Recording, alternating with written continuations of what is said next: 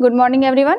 Purnia live classes में आप लोगों का हार्दिक अभिनंदन है। मैं सुप्रिया कुमारी अपने समाजशास्त्र के कक्षा में फिर से आप लोगों के साथ उपस्थित हूँ अपना अगला चैप्टर लेकर। ठीक है, कल हम लोगों ने जाति व्यवस्था और वर्ण व्यवस्था से रिलेटेड जो भी सवाल ऑब्जेक्टिव एवं सब्जेक्टिव सब आते हैं उसको हम लोगों ने कल क्लास में देखा था। आज हम लोग आगे बढ़ते हैं अपने चैप्टर पे। ठीक है, हमारा चैप्टर क्या है? बाजार एक सामाजिक संस्था के रूप में। ठीक है, तो इसके कुछ क्वेश्चन को हम लोग ऑब्जेक्टिव जो है को हम लोग 10-15 क्वेश्चन कर चुके थे, लेकिन फिर भी उसको रिवाइज करते हुए हम लोग आगे बढ़ेंगे आज। ठीक है, चलिए पहला क्वेश्चन था हम लोगों का अदृश्य हाथ के बारे कि अदृश्य हाथ की अवधारणा किसने दी थी? तो किसने दी थी? एडम स्मिथ ने दी थी। ठीक है, अगला है बाजार को समाजशास्त्रीय दृष्टिकोण से किस रूप में देखा गया है? ठीक है, सब जो है मार्केट जो होता है, बाजार होता है, उसे समाजशास्त्रीय दृष्टिकोण से किस रूप में देखा गया है? तो किस रूप में देखा गया है? सामाजिक संस्था के रूप में देखा गया है। ठीक है, चलिए अगला है भारतीय अर्थव्यवस्था में जाति और नातेदारी को किसकी सफलता का योगदान जो है करती है? किसकी सफलता में योगदान करती है? ठीक है, कौन? तो अर्थव्यवस्था में जाति और नातेदारी। ठीक है, तो यह व्यापार की सफलता में योगदान करती है। अगला क्वेश्चन था हम लोगों का पाणीकरण का अर्थ क्या है? ठीक है, पाणीकरण यानी वस्तुओं को बाजार में बेचने योग्य बनाना। क्या बनाना? जैसे जो भी वस्तु या सामग्री या संसाधन हम लोगों के पास मौजूद होती है उसे क्या करना? उसे बाजार में बेचने योग्य बनाना। चलिए अगले क्वेश्चन की ओर बढ़ते हैं। प्रतिष्ठा के तर्क की व्याख्या किसने की है? ठीक है, हमारा ऑप्शन है A Max Weber, B Adam Smith और तीसरा कार्ल मार्क्स, चौथा एंथनी गिडेंस। ठीक है, तो प्रतिष्ठा का के जो तर्क की व्याख्या मैक्स वेबर ने की है। किसने की है? मैक्स वेबर ने की है। अगला है भारतीय ग्रामीण बाजारों की विशेषता क्या है? जो हमारे देश में ग्रामीण समाज में जो मार्केट है यानी बाजार है उसकी विशेषता क्या है? ऑप्शन है हमारा केवल स्थानीय योगदान उपयोग के लिए होता है या सामाजिक और आर्थिक संपर्क के लिए होता है, अंतरराष्ट्रीय व्यापार या कृषि सुधार। ठीक है, तो ऑप्शन बी हम लोगों का आंसर होगा। जो भी ग्रामीण स्तर के मार्केट है या बाजार है उसकी विशेषता होती है कि वो सामाजिक और आर्थिक संपर्क से बनते हैं। ठीक है, चलिए अगले क्वेश्चन की ओर हम लोग बढ़ते हैं। बाजार एक सामाजिक संस्था किसके अंतर्गत आता है? बाजार जो है वो सामाजिक संस्था है ना। हम लोग पिछले ऑब्जेक्टिव में अभी देखे हैं कि बाजार क्या है? एक सामाजिक संस्था है। ये किसके अंतर्गत आता है? आर्थिक प्रक्रिया, सांस्कृतिक संदर्भ, राजनीतिक संरचना या फिर उपरोक्त सभी? तो इसका ऑप्शन जो होगा वो होगा हमारा सांस्कृतिक संदर्भ। अगला बढ़ते हैं। भारतीय ग्रामीण बाजार में किस प्रकार की गतिविधियां होती हैं? ठीक है, भारतीय ग्रामीण बाजार किस पर फोकस किया जा रहा है? प्रश्न को ग्रामीण बाजार पर। ठीक है, तो भारतीय ग्रामीण बाजार में किस प्रकार की गतिविधि होती है? खरीद फरोख्त की, सामाजिक संपर्क की, सांस्कृतिक आदान प्रदान की या उपरोक्त सभी?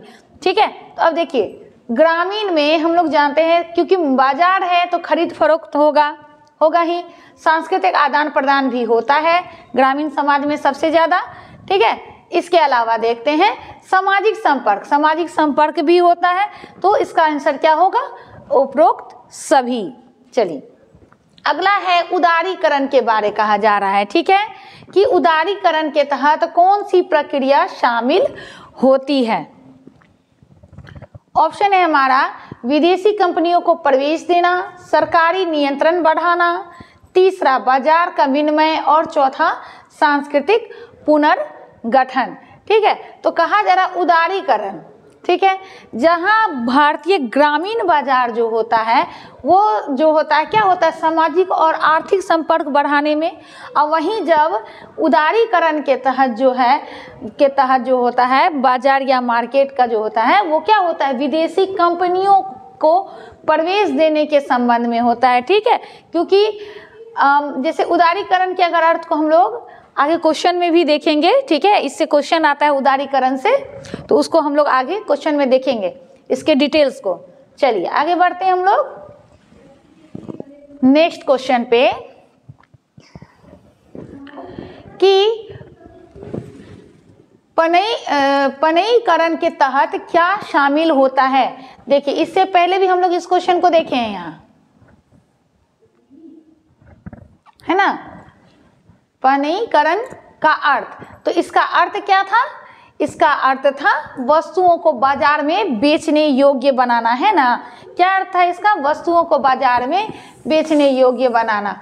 किसी वस्तु को या संसाधन को जब हम बेचने योग्य बनाते हैं उसे क्या कहते हैं, पनईकरण।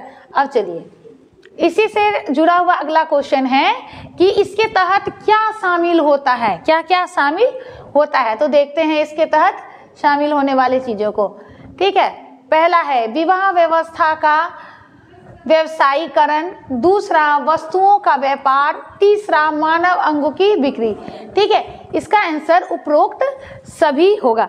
ठीक है, क्या होगा, उपरोक्त सभी, क्योंकि इस शब्द का अर्थ क्या है, किसी वस्तु संसाधन को क्या करना, बेचने योग्य बनाना। ठीक है, या व्यापार के योग्य बनाना। चलिए अदृश्य हाथ के प्रभाव के बारे में जानते हैं अब हम लोग।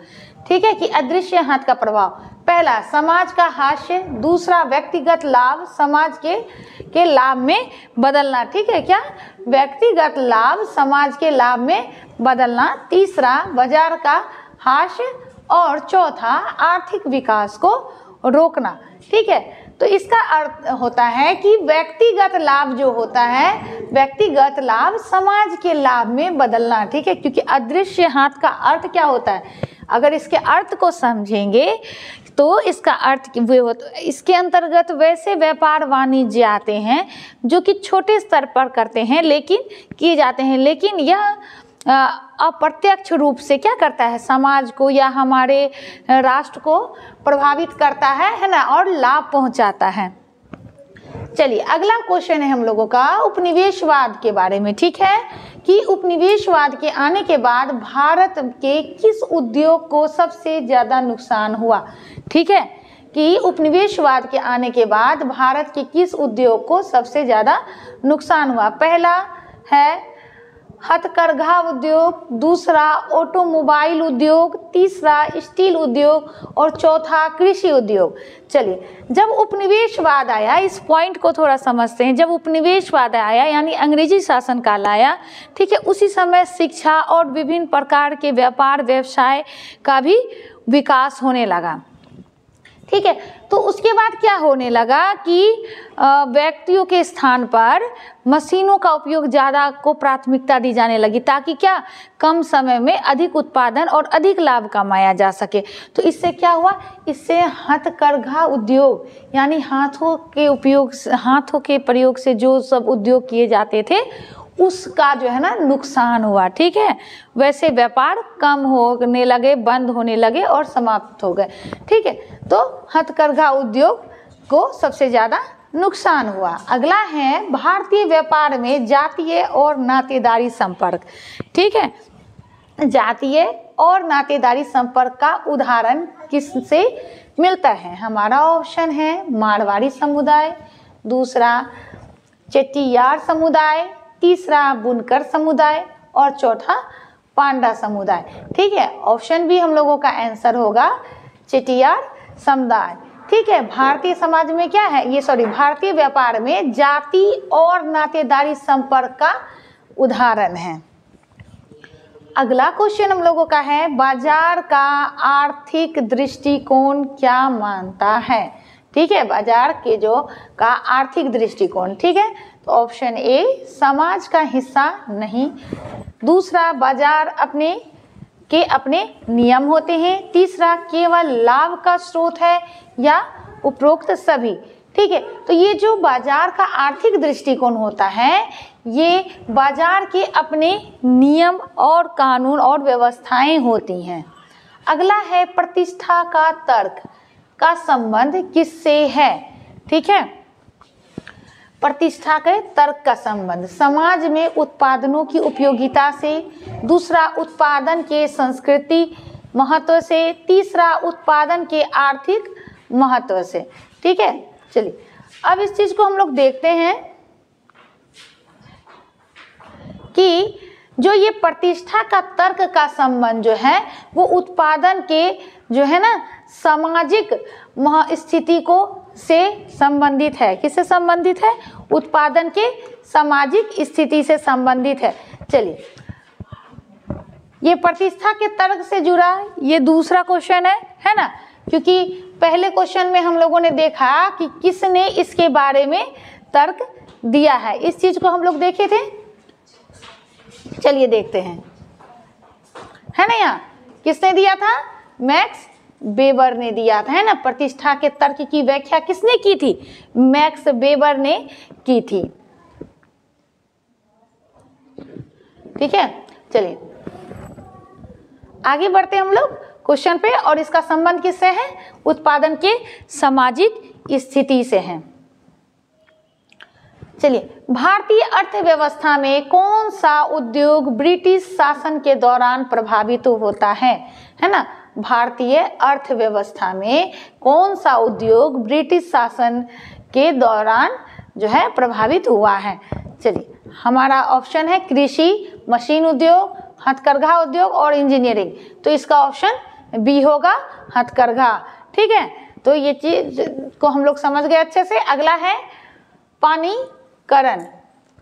पानीकरण का उदाहरण क्या है, ठीक है। पहले हम लोग इसके के अर्थ को जाने थे, है ना, फिर इसके संबंध को जाने थे, अब इसके उदाहरण को जानेंगे, ठीक है। चलिए उदाहरण देखते हैं। पहला ऑप्शन दिया है पानी के बोतल बंद होना, दूसरा पारंपरिक शादियां, तीसरा समाज में समानता, चौथा सांस्कृतिक उत्सव, ठीक है। हमारा ऑप्शन ए होगा, ठीक है।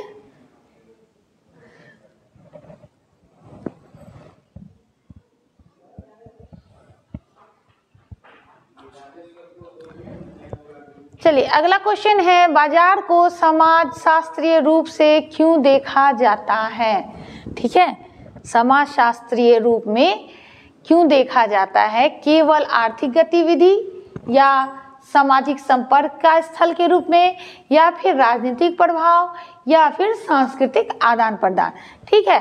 तो क्योंकि बाजार जो है एक सामाजिक संस्था है, ठीक है, इसीलिए समाजशास्त्रीय रूप में इसे जो है सामाजिक संपर्क के रूप में देखा जाता है, ठीक है। इसे किसके रूप में देखा जाता है? समाजशास्त्रीय रूप में क्यों देखा जाता है? क्योंकि ये सामाजिक संपर्क का क्या होता है? स्थल होता है, ठीक है। अब देखिए प्रतिष्ठा के तर्क से का संबंध किससे है, ठीक है। किससे है? तो समाज में उत्पादन की उपयोगिता से, उत्पादनों के आर्थिक मूल्य से, या उत्पादन के सांस्कृतिक महत्व से, या उत्पादन की सामाजिक स्थिति से। तो ये जो प्रतिष्ठा का तर्क है, ठीक है, जिसे के बारे में किसने कहा था? मैक्स वेबर ने कहा था, और यह उत्पादन की सामाजिक स्थिति से संबंधित है। अगले क्वेश्चन पे हम लोग जाते हैं, ठीक है। उपनिवेशवाद के बाद भारत का मुख्य निर्यात बन गया। आप देखिए उपनिवेश काल के समय में जब ये ब्रिटिश शासन व्यवस्था थी हमारे देश में, तो उसके बाद भारत का, ठीक है, मुख्य निर्यात क्या बन गया, ठीक है। तो यह कच्चा माल बन गया, ठीक है। इसका मुख्य निर्यात क्या हो गया? कच्चा माल।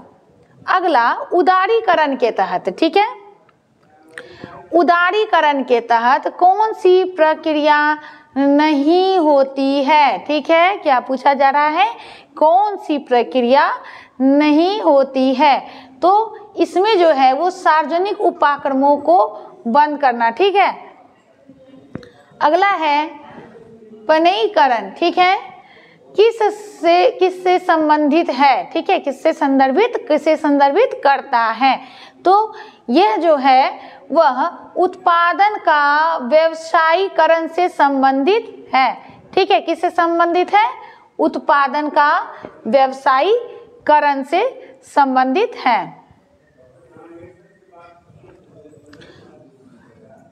नेक्स्ट क्वेश्चन हमारा है, बाजार का एक सांस्कृतिक पक्ष कौन सा होता है, ठीक है। तो जो ये अंतःक्रिया होती है, सामाजिक अंतःक्रिया, क्योंकि समाज में व्यक्ति अंतःक्रिया के माध्यम से एक दूसरे से कनेक्ट होते हैं, तो ये जो सांस्कृतिक पक्ष कौन सा है, सामाजिक अंतःक्रिया का।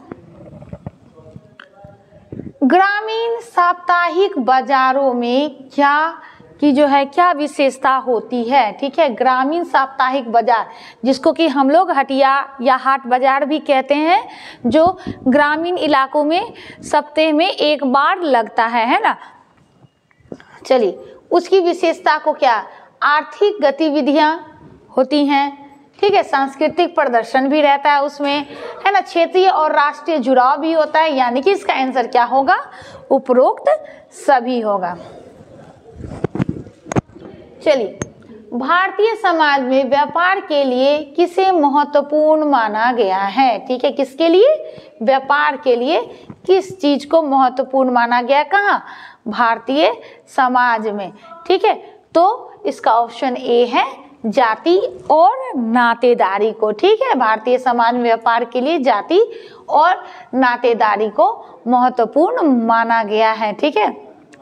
चलिए, प्रतिष्ठा के तर्क का क्या महत्व है, प्रतिष्ठा के तर्क का क्या महत्व है, ये क्वेश्चन हमारा रिपीट हुआ है ना। इसका महत्व क्या है, सामाजिक स्थिति को व्यक्त करना, क्या है, सामाजिक स्थिति को व्यक्त करना। चलिए, अगला है, चेटियार समुदाय किस क्षेत्र में सक्रिय था, ठीक है। तो यह जो है बैंकिंग और व्यापार से रिलेटेड क्षेत्र में सक्रिय था, ठीक है। तो इसका ऑप्शन बी होगा हमारा, बैंकिंग और व्यापार।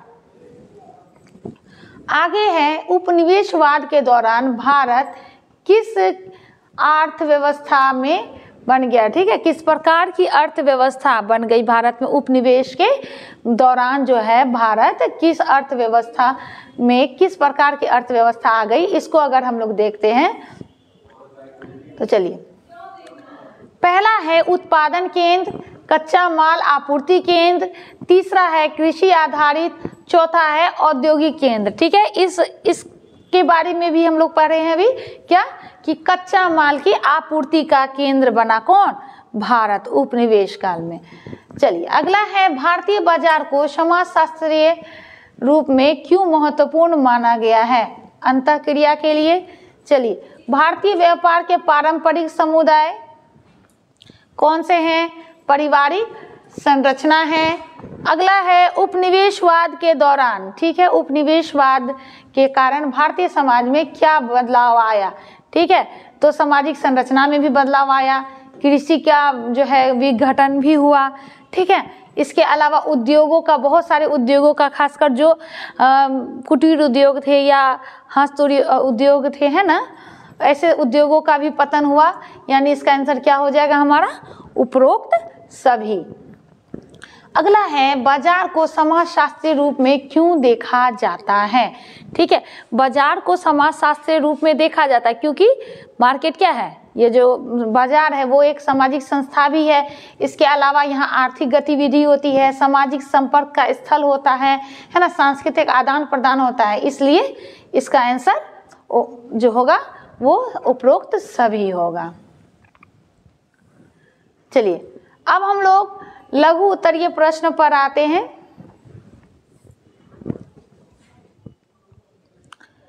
पहला क्वेश्चन है हम लोगों का कि बाजार एक सामाजिक संस्था के रूप में किस प्रकार कार्य करता है, उदाहरण सहित इसकी व्याख्या करें। चलिए, तो देखिए, बाजार जो है वो सामाजिक संस्था के रूप में किस प्रकार कार्य करता है, क्योंकि वहाँ क्या होता है, सांस्कृतिक आदान प्रदान के अलावा भी लोग अंतःक्रिया के माध्यम से जुड़े होते हैं, ठीक है। इसलिए इसे एक सामाजिक संस्था के रूप में देखा जाता है।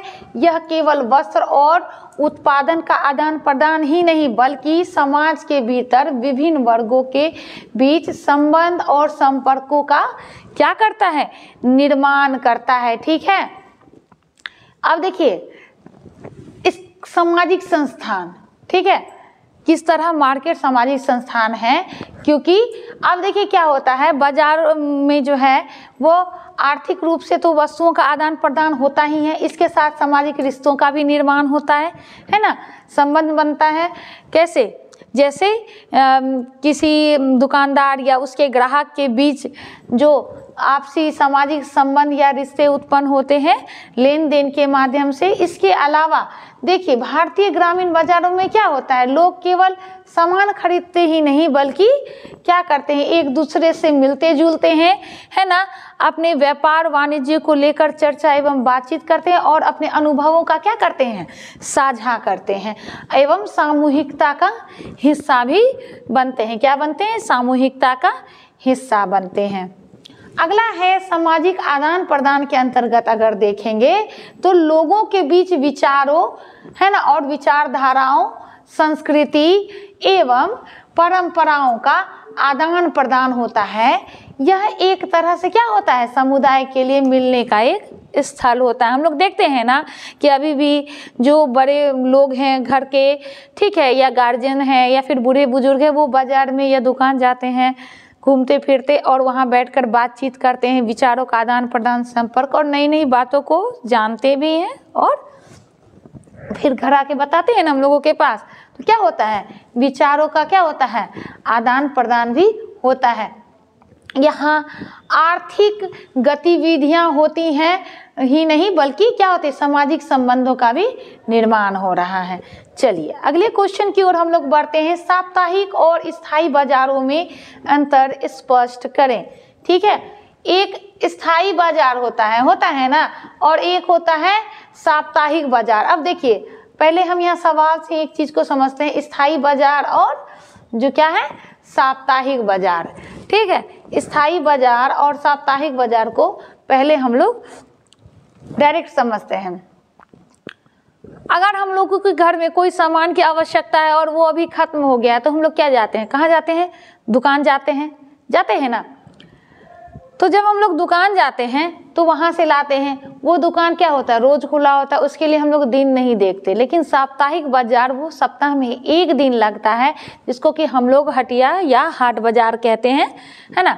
तो उसमें क्या होता है, उसमें जो होता है दिन फिक्स होता है। चलिए साप्ताहिक और स्थायी बाजार के बीच समाजशास्त्रीय दृष्टिकोण से यह अंतर देखा जाता है कि जो साप्ताहिक बाजार होते हैं, ठीक है, सप्ताह में एक दिन लगता है, ठीक है, सप्ताह में एक दिन, कहीं कहीं सप्ताह में 2 दिन भी लगता है। यह बाजार क्या होता है, ग्रामीण क्षेत्रों में अधिक लगता है। कहाँ लगता है, ग्रामीण क्षेत्रों में, ठीक है। अब इस जगह व्यापार का उद्देश्य मुख्य रूप से क्या होता है, स्थानीय उत्पादन, जो उस स्थान पर उत्पादित होने वाली वस्तुएं होती हैं, ठीक है, स्थानीय उत्पादन का आदान प्रदान होता है। क्या होता है, स्थानीय उत्पादन का आदान प्रदान होता है। इन बाजारों में सामाजिक संबंध अधिक होते हैं। क्या होते हैं, सामाजिक संबंध अधिक होते हैं, क्योंकि लोग एक दूसरे से मिलते हैं, समुदाय के साथ बातचीत करने का जो होता है एक अच्छा स्थान भी होता है। अगला है स्थायी बाजार को हम लोग अगर देखते हैं तो इसका संचालन नियमित रूप से होता है। कैसे होता है, नियमित रूप से होता है। शहरी क्षेत्रों में स्थायी बाजार ज़्यादा देखने को मिलते हैं। यहाँ व्यापार अधिक होता है और औद्योगिक संगठन होते हैं, ठीक है। इसमें जो रिलेशन होते हैं, ठीक है, दुकानदार और ग्राहक के बीच, जो वो अपेक्षाकृत जो है केवल आर्थिक लेन देन की ही प्राथमिकता उसमें होती है। वहीं ग्रामीण समुदाय के जो बाजार होते हैं, मार्केट होते हैं, उसमें क्या होता है, वहाँ एक दूसरे से जो होता है मिलने जुलने और संस्कृति एवं विचारों का आदान प्रदान की भावना ज़्यादा होती है।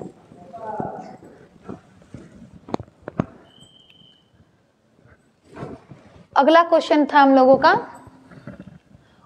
उपनिवेशवाद के प्रभाव, ठीक है, से भारतीय हथकरघा उद्योग को कैसे नुकसान हुआ। ठीक है, चलिए, उपनिवेश काल के दौरान जब ब्रिटिश साम्राज्य भारत में शासन कर रहा था तो हथकरघा उद्योग नष्ट करने की प्रक्रिया में महत्वपूर्ण भूमिका रही उन लोगों की। ठीक है, क्या होता था, भारतीय बुनकर को सस्ते मूल्य पर कच्चा माल उपलब्ध कराया जाता था, लेकिन भारत से तैयार वस्त्रों को का निर्यात ब्रिटिश व्यापारियों द्वारा किया गया। किसके द्वारा किया गया? ब्रिटिश व्यापारियों के द्वारा किया गया। अब देखिए क्या होता था, भारतीय हस्तशिल्प उद्योग में विदेशी वस्त्रों, जो विदेश से कपड़े बनते थे, वस्त्रों का करना पड़ा। अब देखिए जब विदेश के लोग यहाँ रहने लगे तो उन्हें विदेशी वस्त्रों या वहाँ की वस्तुओं का, है ना, सामना करना पड़ता। क्या होता था, वे वहाँ से सस्ते दामों में आते थे, जबकि यहाँ देखिए बुनकर क्या करता था, इस शासन काल में जो भारतीय बुनकर को सस्ते मूल्य पर कच्चे माल जो उपलब्ध होते, लेकिन भारत से जो तैयार वस्त्र का निर्यात होता था वह ब्रिटिश व्यापारियों द्वारा किया जाता था। किसके द्वारा किया जाता था? ब्रिटिश व्यापारियों द्वारा। तो जो इनकम का जो एक हिस्सा होता था वो उनके हाथ में चला जाता था। ठीक है, इसके अलावा क्या होता था, सस्ते और उच्च गुणवत्ता वाले थे, इससे भारतीय बुनकर की नौकरियां प्रभावित हुई और उनका पारंपरिक उद्योग क्या होने लगा? नष्ट होने लगा। ठीक है, इसके परिणाम स्वरूप क्या हुआ, भारतीय समाज में सामाजिक और आर्थिक असमानता बढ़ी, क्योंकि पारंपरिक रोजगार जो है वो क्या होने लगा, अवसर समाप्त हो गए और बुनकरों को औद्योगिक पूंजीवाद से बाहर कर दिया गया। क्या हो गया? औद्योगिक पूंजीवाद से बाहर कर दिया गया। अगला है भारतीय ग्रामीण बाजारों का सामाजिक और आर्थिक महत्व। ठीक है, जब इस बाजार का सामाजिक और आर्थिक महत्व देखेंगे तो क्या है, कहा गया है कि समाजशास्त्रीय दृष्टिकोण से इस चीज को केवल व्यापारिक गतिविधि का केंद्र नहीं माना गया है, बल्कि सामाजिक ताने बाने को भी यह मजबूत करता है। ग्रामीण बाजारों में सामाजिक संपर्क, सांस्कृतिक आदान प्रदान, सामूहिकता की भावना बढ़ती है। अब देखिए आगे बढ़ते हैं हम लोग, अपनी पारंपरिक वस्तुएं और कृषि उद्योग, है ना, उत्पादनों का क्या होता है, आदान प्रदान होता है, जिससे क्या होता है, आर्थिक विकास को बढ़ावा मिलता है। ठीक है, और सामाजिक रूप से जो है ना क्या होता है, संपर्क बढ़ता है। ठीक है, संबंध भी प्रगाढ़ यानी गहरे होते हैं। यही वनीकरण की अवधारणा को हम अगर समझते हैं और इसके एग्जाम्पल को भी देखेंगे तो इसका अर्थ क्या है, वस्तु या सेवा को एक रूप से में जो है व्यापार के लिए तैयार करना। किसके लिए तैयार करना? व्यापार के लिए तैयार करना, उन्हें अब बाजार में बेचा जा सके, ताकि उन्हें क्या किया जा सके, बाजार में बेचा जा सके। एग्जाम्पल देखते हैं। पहले पानी का उपयोग लोग प्राकृतिक स्रोत जैसे नदियों, है ना, तालाबों और कुओं से करते थे, है ना, कुओं के द्वारा माध्यम से हम लोग क्या, पहले जो समाज में क्या होता था, पानी नदी तालाब कुओं के माध्यम से लिया जाता था। लेकिन अब अगर हम लोग कहीं जाते हैं तो पानी की आवश्यकता होती है तो क्या करते हैं, हम लोग दुकान से डब्बा बंद पानी खरीदते हैं ना। तो वही कहा गया, पानी को बोतल में पैक करके बाजार में बेचा जाता है। यही वनीकरण की प्रक्रिया का एक उदाहरण है। ठीक है, चलिए अगला है, दूसरे उदाहरण को हम लोग लेते हैं। तो जब हम लोग दूसरे उदाहरण को लेंगे तो उसमें देखते हैं क्या है। पहले विवाह एक पारिवारिक और सामाजिक आयोजन था। क्या था? पारिवारिक और सामाजिक आयोजन था। लेकिन अब विवाह का आयोजन क्या हो गया है, सेवाएं, सजावट स्थल और अन्य संबंधी सेवाएं भी वनीकरण की एक प्रक्रिया का हिस्सा बन गया है। ठीक है, इन सेवाओं को व्यवसायीकरण का हुआ है और लोग इन्हें पेशेवर सेवाओं के रूप में खरीदने के लिए तैयार होते हैं। ठीक है, देखिए पहले अब विवाह की जो प्रक्रिया उसमें साज सजावट है ना, उसमें कितनी ज़्यादा खर्च होती है, तो ये भी एक उसका एग्जाम्पल है। ठीक है, चलिए तीसरे उदाहरण को देखते हैं कि मानवीय अंगों की बिक्री, है ना। देखिए इस प्रक्रिया के अंतर्गत यह भी शामिल हो गया है। पहले यह एक सामाजिक और नैतिक मुद्दा था, लेकिन अब मानवीय अंगों का व्यापार भी एक प्रकार का पानीकरण का एग्जाम्पल बन गया है, जहां एक अंग का एक जो है, जहां पे क्या होता है, ये अंग जो है उत्पादन के रूप में बेचे जाते हैं। ठीक है, अगला है हमारा दीर्घ उत्तरीय प्रश्न। ठीक है, दीर्घ उत्तरीय प्रश्न में पहला है भूमंडलीकरण की प्रक्रिया को समझाइए एवं भारतीय समाज, संस्कृति और अर्थव्यवस्था पर इसके प्रभाव के बारे में बात किया गया है। ठीक है, सबसे पहले हम लोग भूमंडलीकरण को समझते हैं। ठीक है, भूमंडलीकरण एक व्यापक और दीर्घकालीन प्रक्रिया है। क्या है? एक व्यापक और दीर्घकालीन प्रक्रिया है जिससे दुनिया के विभिन्न देशों में आर्थिक, सामाजिक और सांस्कृतिक रूप से आपस में क्या है, जुड़े हुए हैं। ठीक है, इनमें व्यापार, निवेश, तकनीकी और संस्कृति आदान प्रदान का विस्तार शामिल है। चलिए, यह प्रक्रिया वैश्विक स्तर पर संबंधों को प्रभावित करता है। चलिए अब इसके संबंध में हम लोग सामाजिक संबंध को देखेंगे।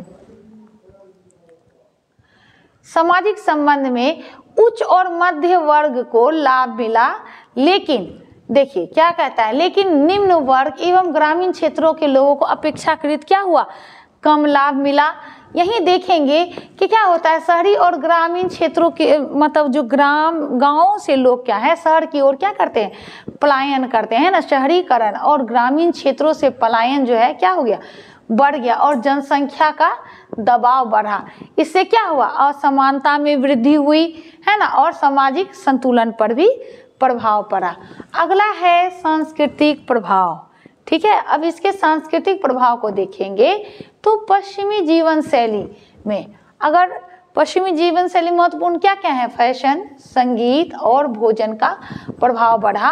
पारंपरिक मूल्य और संस्कृति पर जो है क्या हुआ, दबाव पड़ गया और युवा जो है, जो युवा पीढ़ी है वह विदेशी संस्कृति के प्रति उनका क्या हो गया, आकर्षण बढ़ गया, जिससे भारतीय समाज में नई संस्कृति रुझान उत्पन्न हुई। अगला है अर्थव्यवस्था पर इसका प्रभाव। ठीक है, अर्थव्यवस्था पर इसके प्रभाव को देखेंगे तो विदेशी निवेश और व्यापार का विस्तार हुआ। ठीक है, जैसे सूचना प्रौद्योगिकी यानी आईटी और सेवाएं जो है सेवा क्षेत्रों में बड़ा विकास हुआ। जैसे भारतीय, अब देखिए भारतीय वैश्विक स्तर पर प्रतिस्पर्धा बन गई, अंतर्राष्ट्रीय बाजारों में अपनी पहचान बनाई गई, है ना। तकनीकी और सेवा, है ना, तकनीकी और सेवा के बारे में कहा गया, क्षेत्रों में नौकरी के अवसर बढ़ गए। असंगठित क्षेत्र, ग्रामीण इलाकों में रोजगार के अवसर जो क्या हो गए, वो सीमित हो गए, है ना, जिससे क्या हो गया, वर्गीय असमानता बढ़ गई। चलिए, उपनिवेशवाद के बारे अगर हम लोग बात करते हैं, ठीक है, कि उसके कारण, उपनिवेशवाद के कारण जो है भारतीय अर्थव्यवस्था में क्या परिवर्तन आया। ठीक है, जब उपनिवेशवाद के कारण भारतीय अर्थव्यवस्था में जो परिवर्तन आता है उस चीज पर हम गौर करेंगे तो अर्थव्यवस्था का संरचनात्मक रूप जो है क्या हुआ, उसका पुनर्निर्माण किया गया। क्या किया गया, उसका पुनर्निर्माण किया गया, इसमें क्या हो गया, ब्रिटिश साम्राज्य ने भारतीय संसाधनों का क्या किया, दोहन किया। ठीक है, साथ ही अपनी औपनिवेशिक जरूरतों के अनुसार उसको क्या किया गया, ढाला गया। किसने ढाला, जो ब्रिटिश साम्राज्य ने। और भारतीय अर्थव्यवस्था को औद्योगिक उपयोग है के लिए कच्चे माल का स्रोत बन गया, है ना। और भारत की परंपरागत औद्योगिक संरचना भी नष्ट कर दिया गया। देखिए अब इसमें हम लोग इसके परिवर्तन को देखते हैं। ठीक है, कि अर्थव्यवस्था में जो परिवर्तन आया उस चीज को अगर देखेंगे तो उसमें जो है भारत में सिर्फ उन फसलों को उत्पादन के लिए प्रेरित किया गया जो ब्रिटिश औद्योगिक क्षेत्र के लिए ज़्यादा फायदेमंद था। ठीक है, जो ब्रिटिश के लिए जो है औद्योगिक क्षेत्र के लिए ज़्यादा फायदेमंद था। इसने भारतीय किसानों को, है ना, पारंपरिक कृषि उत्पादनों के बजाय ब्रिटिश उद्योग के लिए कच्चा माल उगाने के लिए मजबूर कर दिया। ठीक है, क्योंकि क्या किया गया, ब्रिटिश शासन काल में जो है मुख्य रूप से जो है भारत क्या हो गया, कच्चे माल का निर्यातक बन गया। ठीक है, और इसका जो है इस नीति का जो है, इस नीति के तहत जो है आत्मनिर्भरता को क्या हो गई, जो भारत की आत्मनिर्भरता थी वो समाप्त हो गई, है ना, नष्ट हो गई, और किसान को आर्थिक संकट का सामना करना पड़ा। ठीक है, अगर हम लोग यही उद्योग के विनाश के बारे में अगर हम समझते हैं, उद्योगों का जो विनाश हुआ भारत में ब्रिटिश शासन काल में, उस दौरान क्या हो गया, हस्तशिल्प, हस्तनिर्मित उद्योग का भारी नुकसान हुआ। ठीक है, अब देखिए कारीगर को जो है सस्ते और कम गुणवत्ता वाले ब्रिटिश उत्पादनों का मुकाबला करना पड़ा, जिससे भारतीय हथकरघा उद्योग, बुनाई उद्योग को क्या हो गया, नुकसान हुआ। और ब्रिटिश द्वारा निर्मित, जो ब्रिटिश शासन द्वारा निर्मित सस्ते वस्त्र थे वो भारतीय उद्योग या बाजारों को जो है वो छीन लिया। यही देखेंगे अगर, जैसे देखिए भारतीय कारपेट उद्योग और शिल्प उद्योग भी क्या हो गए, नष्ट हो गए इस कारण से। उदारीकरण और वैश्वीकरण के तहत, अगला सवाल है हम लोगों का, उदारीकरण और वैश्वीकरण के तहत संरचना और कार्य प्रणाली में हुए परिवर्तन का मूल्यांकन कीजिए। देखिए जब इसके हम लोग का मूल्यांकन करते हैं, ठीक है, उदारीकरण और वैश्वीकरण के तहत, तो देखिए उदारीकरण और वैश्वीकरण भारतीय समाज और बाजार की संरचना में बड़े परिवर्तन के रूप में उभरे। किस रूप में उभरे, बहुत बड़े परिवर्तन के रूप में। ठीक है, नीतियों के तहत, इन नीतियों के तहत भारतीय बाजार को वैश्विक बाजार से जोड़ने का प्रयास किया गया। ठीक है, भारतीय बाजार को वैश्विक व्यापार से या विश्व स्तर के व्यापार से जोड़ने का प्रयास किया गया, जहां एक ओर इसने आर्थिक विकास, है ना, आर्थिक विकास को प्रोत्साहित किया, वहीं दूसरी ओर यह समाजशास्त्रीय दृष्टिकोण से असमानता, है ना, और सामाजिक विभाजन को भी क्या मिलता है, बढ़ावा देता है। चलिए अब हम बाजार के परिवर्तन के बारे में समझेंगे। ठीक है, बाजार के परिवर्तन के बारे में समझेंगे। तो बाजार के परिवर्तन में अगर हम देखें तो दो मुख्य बिंदु हैं। पहला निजीकरण और प्रतियोगिता, दूसरा सेवा क्षेत्र का विस्तार। ठीक है, पहला हो गया कि ना परिवर्तन, जो भारतीय मार्केट में जो परिवर्तन आया उसमें अगर हम लोग देखते हैं तो पहला हो गया कि निजीकरण और प्रतियोगिता, वहीं दूसरा हो गया हमारा क्या, सेवा क्षेत्र का विस्तार। अब इस चीज को हम लोग देखते हैं सबसे पहले निजीकरण और प्रतियोगिता के बारे में। तो इसमें क्या होता है, इसमें जो होता है वो सरकारी नियंत्रण को कम करता है। ठीक है, सरकारी नियंत्रण को कम करता है। क्यों कम करता है, ताकि अब जो है वैश्विक स्तर से मार्केट को जोड़ा जा सके, है ना, और क्या हो कि इसे मुक्त किया गया। सरकार मतलब जिस तरह से ये सरकारी नियंत्रण किसी व्यापार और व्यवसाय पर जो होता है उसे मुक्त किया गया, ताकि क्या हो सके, निजी क्षेत्र को जो है ना व्यापार व्यवसाय के मामले में बढ़ावा मिल सके, है ना। इसका परिणाम क्या हुआ, इसका परिणाम भारतीय बाजार जो है वो वैश्विक कंपनी यानी विश्व स्तरीय कंपनियों से और जुड़ने लगा एवं विदेशी निवेश बढ़ गया, है ना।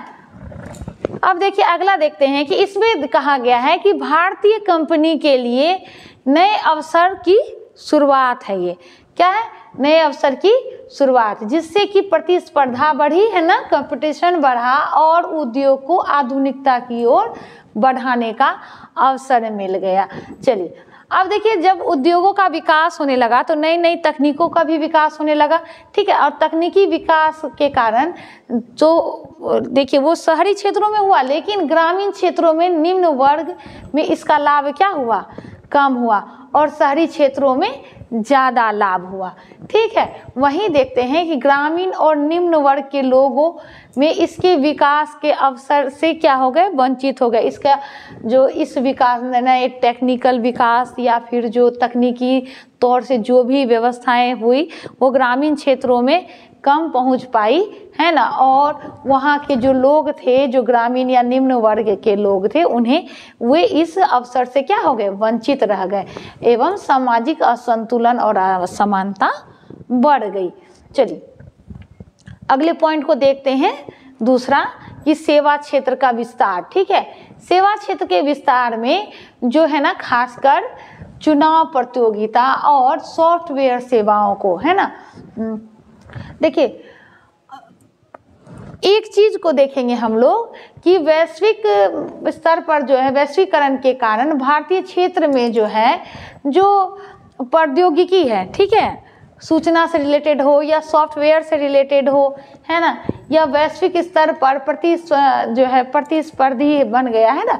भारतीय कंपनी में जो है जो विश्व स्तरीय कंपनी और बाजारों से जो है अपनी एक पहचान बनाने लगा, वहीं क्या हुआ, इससे भारतीय अर्थव्यवस्था में रोजगार के क्या हो गए, नए अवसर उपलब्ध हो गए, जिसके परिणाम स्वरूप क्या हुआ, शहर में या शहरी क्षेत्रों में नई तकनीकी नौकरियों का जो है वो विकास हुआ, है ना। अवसर आने लगे, नई नई तकनीकी मतलब कार्यों से रिलेटेड नौकरियों का जो है विकास हुआ।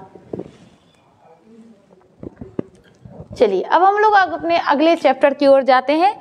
वह हमारा था पिछला भूमंडलीयकरण और बाजार से रिलेटेड चैप्टर था। अब नेक्स्ट चैप्टर है, ठीक है, जो सामाजिक विषमता एवं बहिष्कार से रिलेटेड है, और यह चैप्टर जो है एग्जाम की दृष्टि से भी बहुत महत्वपूर्ण है। ठीक है, चलिए इसमें जो है सामाजिक तौर पे जो हमारे देश में या क्षेत्र विशेष में विषमताएं पाई जाती हैं, यह उनसे रिलेटेड है। चलिए पहला क्वेश्चन देखते हैं कि कौन सा अनुच्छेद अस्पृश्यता के उन्मूलन से संबंधित है। ठीक है, अस्पृश्यता यानी छुआछूत के उन्मूलन से संबंधित अनुच्छेद कौन सा है हमारा, अनुच्छेद 17। ठीक है, चलिए आगे देखते हैं हरिजन आंदोलन। ठीक है, हरिजन आंदोलन को किसने शुरू किया, किसने शुरू किया, महात्मा गांधी ने शुरू किया। और हरिजन शब्द का प्रयोग दलितों के लिए किसने किया, महात्मा गांधी ने ही किया। आगे है मंडल आयोग की स्थापना किस वर्ष हुई। ठीक है, मंडल आयोग की स्थापना किस वर्ष हुई, तो वह 1979, ठीक है, 1979 ईस्वी में हुई। अगला है जाति प्रथा के अनुसार किसे शूद्र कहा गया है। ठीक है, जाति प्रथा के अनुसार किसे शूद्र कहा गया है। ऑप्शन है ब्राह्मण, क्षत्रिय, वैश्य या मजदूर, यानी मजदूर। इसका एग्जाम्पल जो है उत्तर हमारा उत्तर डी है मजदूर, क्योंकि ब्राह्मण कौन थे, ब्राह्मण, क्षत्रिय, वैश्य और शूद्र ये वर्ण की वर्ण व्यवस्था में ऊपर आने वाले थे, जिसमें कि पहले नंबर पे कौन आता है, ब्राह्मण, दूसरे नंबर पे क्षत्रिय, तीसरे नंबर पर वैश्य और चौथे नंबर पर शूद्र आते हैं। और उन्हीं शूद्रों के अंतर्गत कौन, मजदूर वर्ग के लोग आते थे। चलिए दहेज निषेध अधिनियम कब पारित हुआ। ठीक है, दहेज निषेध अधिनियम, तो इस पर हम लोग बढ़ते हैं। ऑप्शन बी होगा हमारा 1961 ईस्वी में दहेज निषेध अधिनियम जो है वो पारित हुआ। सरदार सरोवर बांध परियोजना के कारण कौन सा समूह प्रभावित हुआ। ठीक है, कौन सा समूह, तो वह है हमारा आदिवासी समूह। क्यों, क्योंकि जब बांध की परियोजना चलाई गई थी, बांध के लिए बहुत से जंगलों की भी कटाई करने की आवश्यकता पड़ी, जिससे जो है कि आदिवासी समुदाय प्रभावित हुआ। क्यों, क्योंकि उनका जो है वह जंगलों में निवास करता था और प्राकृतिक से वो कनेक्ट होता है ना, क्योंकि उसकी पूजा एवं उनका कार्य, भोजन सब कुछ प्रकृति पर निर्भर करती है। ठीक है, आगे है आदिवासियों के मुख्य संघर्ष का कारण क्या है।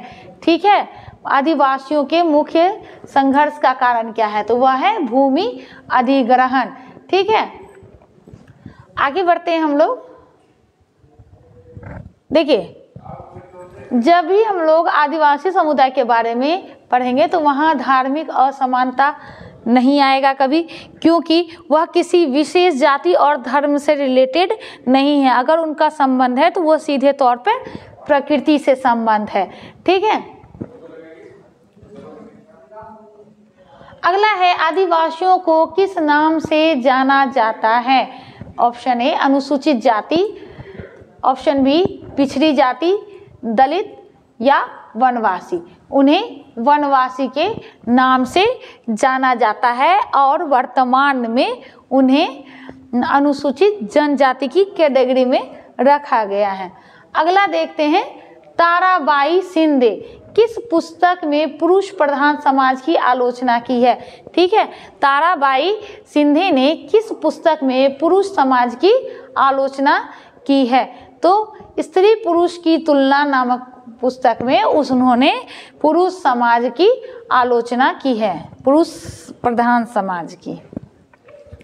अगला है, अनुसूचित जाति या जनजाति अत्याचार निवारण अधिनियम किस वर्ष लागू किया गया? ऑप्शन ए है 1985, option B 1989, option C 1995, option D 2000।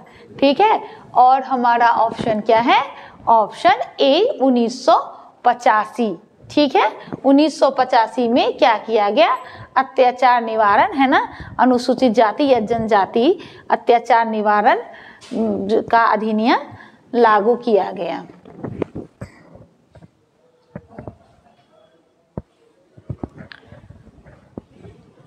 आगे है, भारतीय इतिहास के किस काल को भारतीय स्त्री जाति का कालयुग कहा गया है?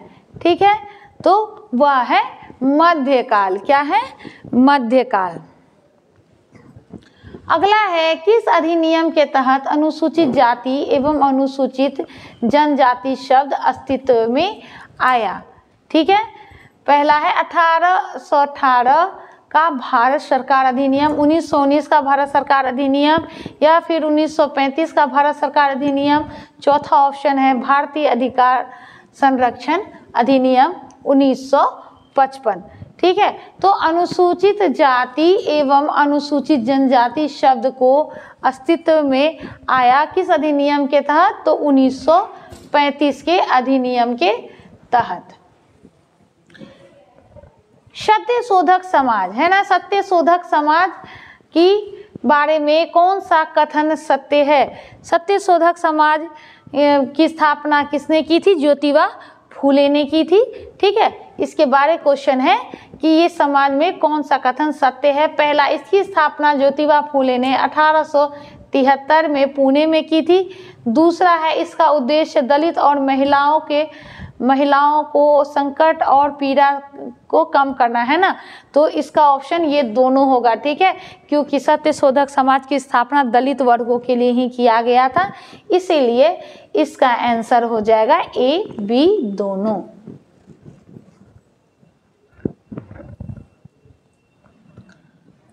आगे बढ़ते हैं हम लोग, सामाजिक गतिशीलता का अर्थ क्या है? ठीक है, सामाजिक गतिशीलता के अर्थ पर जाते हैं तो एक स्थान से दूसरे स्थान पर जाना, एक वर्ग से दूसरे वर्ग में परिवर्तन, रोजगार में परिवर्तन, समाज में असमानता। क्या है? सामाजिक गतिशीलता। ठीक है, यानी कि एक वर्ग से दूसरे वर्ग में परिवर्तन करना। चलिए, अंतरजातीय विवाह। अंतरजातीय विवाह यानी कि देखिए अपने ही जाति में विवाह करना अंतरजातीय विवाह का अर्थ होता है। चलिए ऑप्शन देखते हैं, जातीयता को समाप्त करना। ठीक है,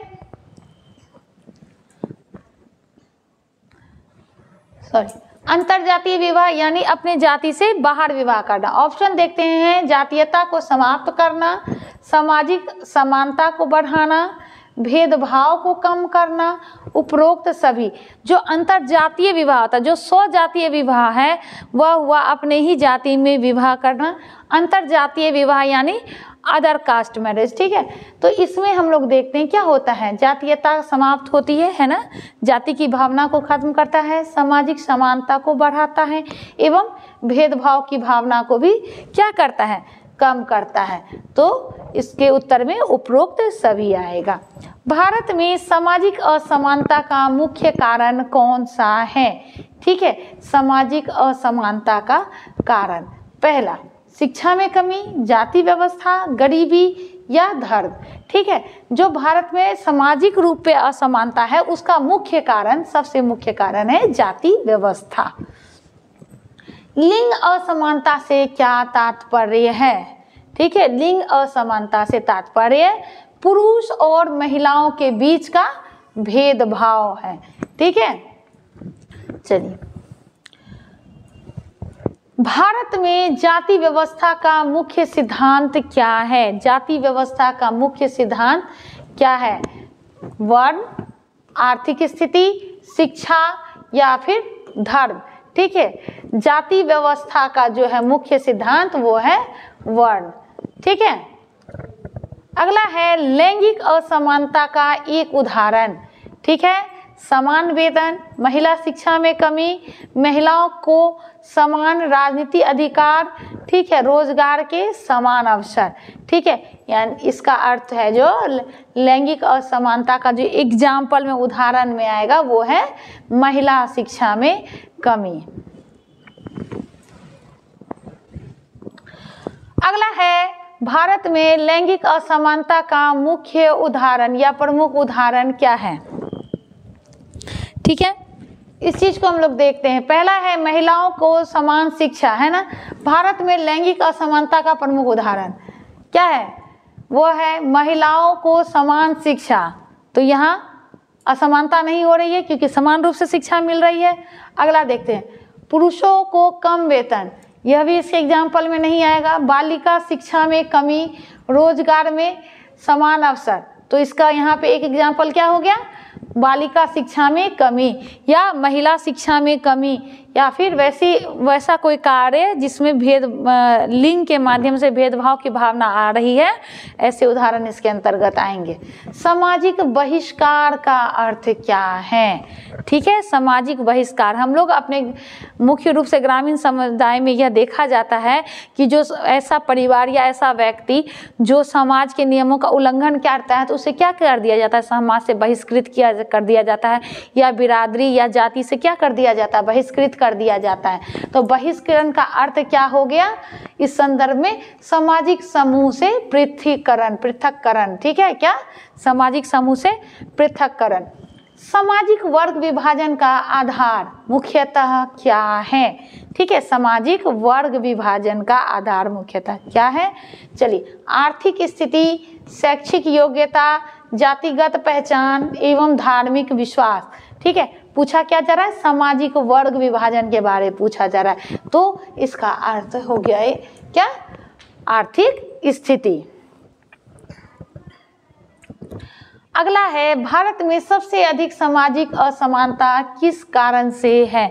भारत में सबसे अधिक सामाजिक असमानता, पहला जाति और वर्ग, दूसरा धर्म और भाषा, तीसरा क्षेत्रीयता, चौथा औद्योगिकरण। ठीक है, तो भारत में सबसे अधिक सामाजिक असमानता जो होती है वो जाति आधारित असमानताएं होती हैं सबसे ज़्यादा। तो ऑप्शन ए होगा हम लोग का, जाति और वर्ग। अगला है, महिला सशक्तिकरण का मुख्य उद्देश्य क्या है? ठीक है, इसका मुख्य उद्देश्य होगा लैंगिक असमानता को सुनिश्चित करना। ठीक है, क्योंकि ऑप्शन हम लोग का क्या? आर्थिक सुधार, यह महिला सशक्तिकरण से रिलेटेड है? नहीं है। ठीक है, सांस्कृतिक विकास भी नहीं है, राजनीतिक स्वतंत्रता भी नहीं है। क्या है? लैंगिक समानता को सुनिश्चित करना। चलिए आगे बढ़ते हैं हम लोग। जाति और वर्ण के संदर्भ में कौन सा कथन असत्य है? ठीक है, कौन सा कथन असत्य है? यानी दिए गए जितने भी ऑप्शन हैं वह जाति और वर्ण से संदर्भित है, लेकिन कोई एक ऑप्शन ऐसा है जो इससे संबंधित नहीं है। ठीक है, यानी असत्य कथन खोजना है, सत्य नहीं। चलिए, जाति जन्म से आधारित होती है, बिल्कुल होती है। वर्ण कर्म पर आधारित होता है, यह भी सही है। जाति अस्थायी होती है, वर्ण स्थायी होता है। ठीक है, अगला है, वर्ण धार्मिक व्यवस्था का हिस्सा है, बिल्कुल है। जाति सामाजिक व्यवस्था का हिस्सा है, एकदम है, ठीक है। जाति में कोई उपस्थिति नहीं होती है ना। अब देखिए जाति के अंतर्गत उपजाति होती है, बिल्कुल होती है ना। जाति में कई उपजातियां आती हैं जबकि वर्ण में कोई जाति नहीं आती। तो क्या असत्य कथन पूछ रहा है, कौन सा होगा? जाति, ये ऑप्शन बी होगा। जाति अस्थायी होती है, नहीं, जाति क्या होती है? स्थायी होती है, और वर्ण जो होता है वो अस्थायी होता है। चलिए अगला ऑप्शन क्वेश्चन में जाते हैं। प्राचीन काल में महिलाओं की निम्न स्थिति का प्रमुख कारण क्या था? ठीक है, प्राचीन समय में तो शिक्षा की भी कमी थी, जातिगत भेदभाव की भावना भी ज़्यादा थी, है ना। चलिए, शिक्षा की कमी, आर्थिक निर्भरता, धार्मिक प्रतिबद्धता, सभी। तो इसके का आंसर होगा उपरोक्त सभी, ठीक है। धार्मिक प्रतिबद्धता भी थी महिलाओं और दलितों के प्रति। चलिए अब हम लोग लघु उत्तरीय प्रश्न पर पहुंचते हैं, ठीक है।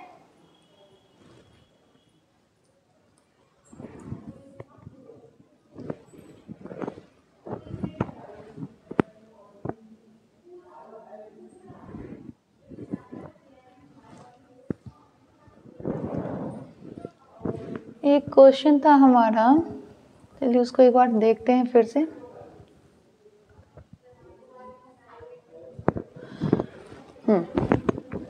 अनुसूचित जाति से जो रिलेटेड क्वेश्चन था, ठीक है। इसमें हम लोग का जो है आंसर ऑप्शन बी होगा, 1989, ठीक है। जो अनुसूचित जाति जनजाति से रिलेटेड क्वेश्चन है, ठीक है, कि इसके अत्याचार के निवारण का अधिनियम जो है वो किस वर्ष लागू हो गया? वो 1989 में लागू हुआ था। चलिए आगे बढ़ते हैं हम लोग।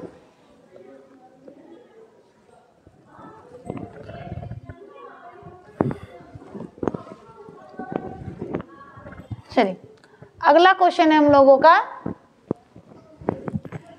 लघु उत्तरीय में। हम लोग सामाजिक विषमता, है ना, जातिगत आधारित भेदभाव, आर्थिक विषमता, है ना, इन सब से रिलेटेड क्वेश्चन है। सामाजिक विषमता से हम लोग क्या समझते हैं? सामाजिक भेदभाव की भावना जो है, चाहे वो लैंगिक आधारित पर हो, आर्थिक आधारित पे हो, है ना, या फिर व्यापार वाणिज्य से संबंधित हो, किसी भी प्रकार की जो असमानताएं हैं जो हमारे समाज में हैं, उसी को हम लोग सामाजिक विषमता कहते हैं, ठीक है। असमानता जो आर्थिक, शैक्षिक, सामाजिक और राजनीतिक स्तर पर दिखाई देता है, ठीक है। अगर इसके एग्जाम्पल में हम लोग देखते हैं तो इसका कारण जातिवाद है ना। उच्च जाति को उच्च जाति जो है समाज में खुद को श्रेष्ठ मानती है और दलितों को समाज में निम्न स्तर पर रखा जाता है। यह सामाजिक विषमता का सबसे मेन कारण है। चलिए आगे देखते हैं। महात्मा गांधी ने इसे विषमता के खिलाफ किस वर्ष जो है कि संघर्ष किया, है ना, जातिगत विषमता के खिलाफ, है ना। और देखिए इस जब जातिगत विषमताएं बहुत ज़्यादा समाज में होने लगी तो बहुत सारे ऐसे व्यक्ति आए हमारे समाज में जिन्होंने दलित जाति के प्रति बहुत से कार्यों को किया, है ना। उनके उत्थान के लिए बहुत सारी योजनाएं चलाई, इसके अतिरिक्त आंदोलन किए, है ना।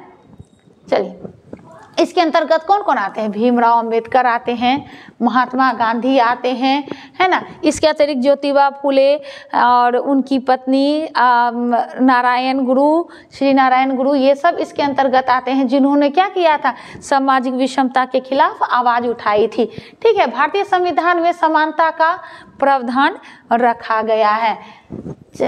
जाति आधारित भेदभाव का प्रमुख कारण क्या है? ठीक है, जाति आधारित भेदभाव जो होती है उसमें धर्म की महत्वपूर्ण भूमिका है और हमारे समाज की महत्वपूर्ण भूमिका है। जैसे अब देखिए हिंदू धर्म में वर्ण व्यवस्था जो थी वह क्या थी? वह जातिवाद की नींव थी। जो वर्ण व्यवस्था है वही जातिवाद की नींव है, जिसके कारण क्या हुआ? उच्च जाति सामाजिक और धार्मिक लाभ को प्राप्त कर पाता है, जहाँ की निम्न जाति इस चीज से क्या होते हैं? वंचित रह जाते हैं, है ना। भीमराव अंबेडकर इस भेदभाव के खिलाफ संघर्ष किए थे, ठीक है। किसने किया था? भीमराव अंबेडकर ने, और संविधान में समानता का अधिकार सुनिश्चित किया, ठीक है। कि सभी जाति धर्म के लोगों का समान अधिकार है एवं उन्हें समान अधिकार प्राप्त हैं किसी भी क्षेत्र में। चलिए, आर्थिक विषमता के समाज पर जो प्रभाव है उसके बारे में अगला पॉइंट क्वेश्चन है हम लोगों का कि आर्थिक विषमता के समाज पर जो है क्या प्रभाव पड़ता है। आर्थिक विषमता का, ठीक है, आर्थिक विषमता का समाज पर क्या प्रभाव पड़ता है। चलो, आर्थिक विषमता समाज में वर्ग विभाजन को बढ़ावा देती है। किसे बढ़ावा देती है?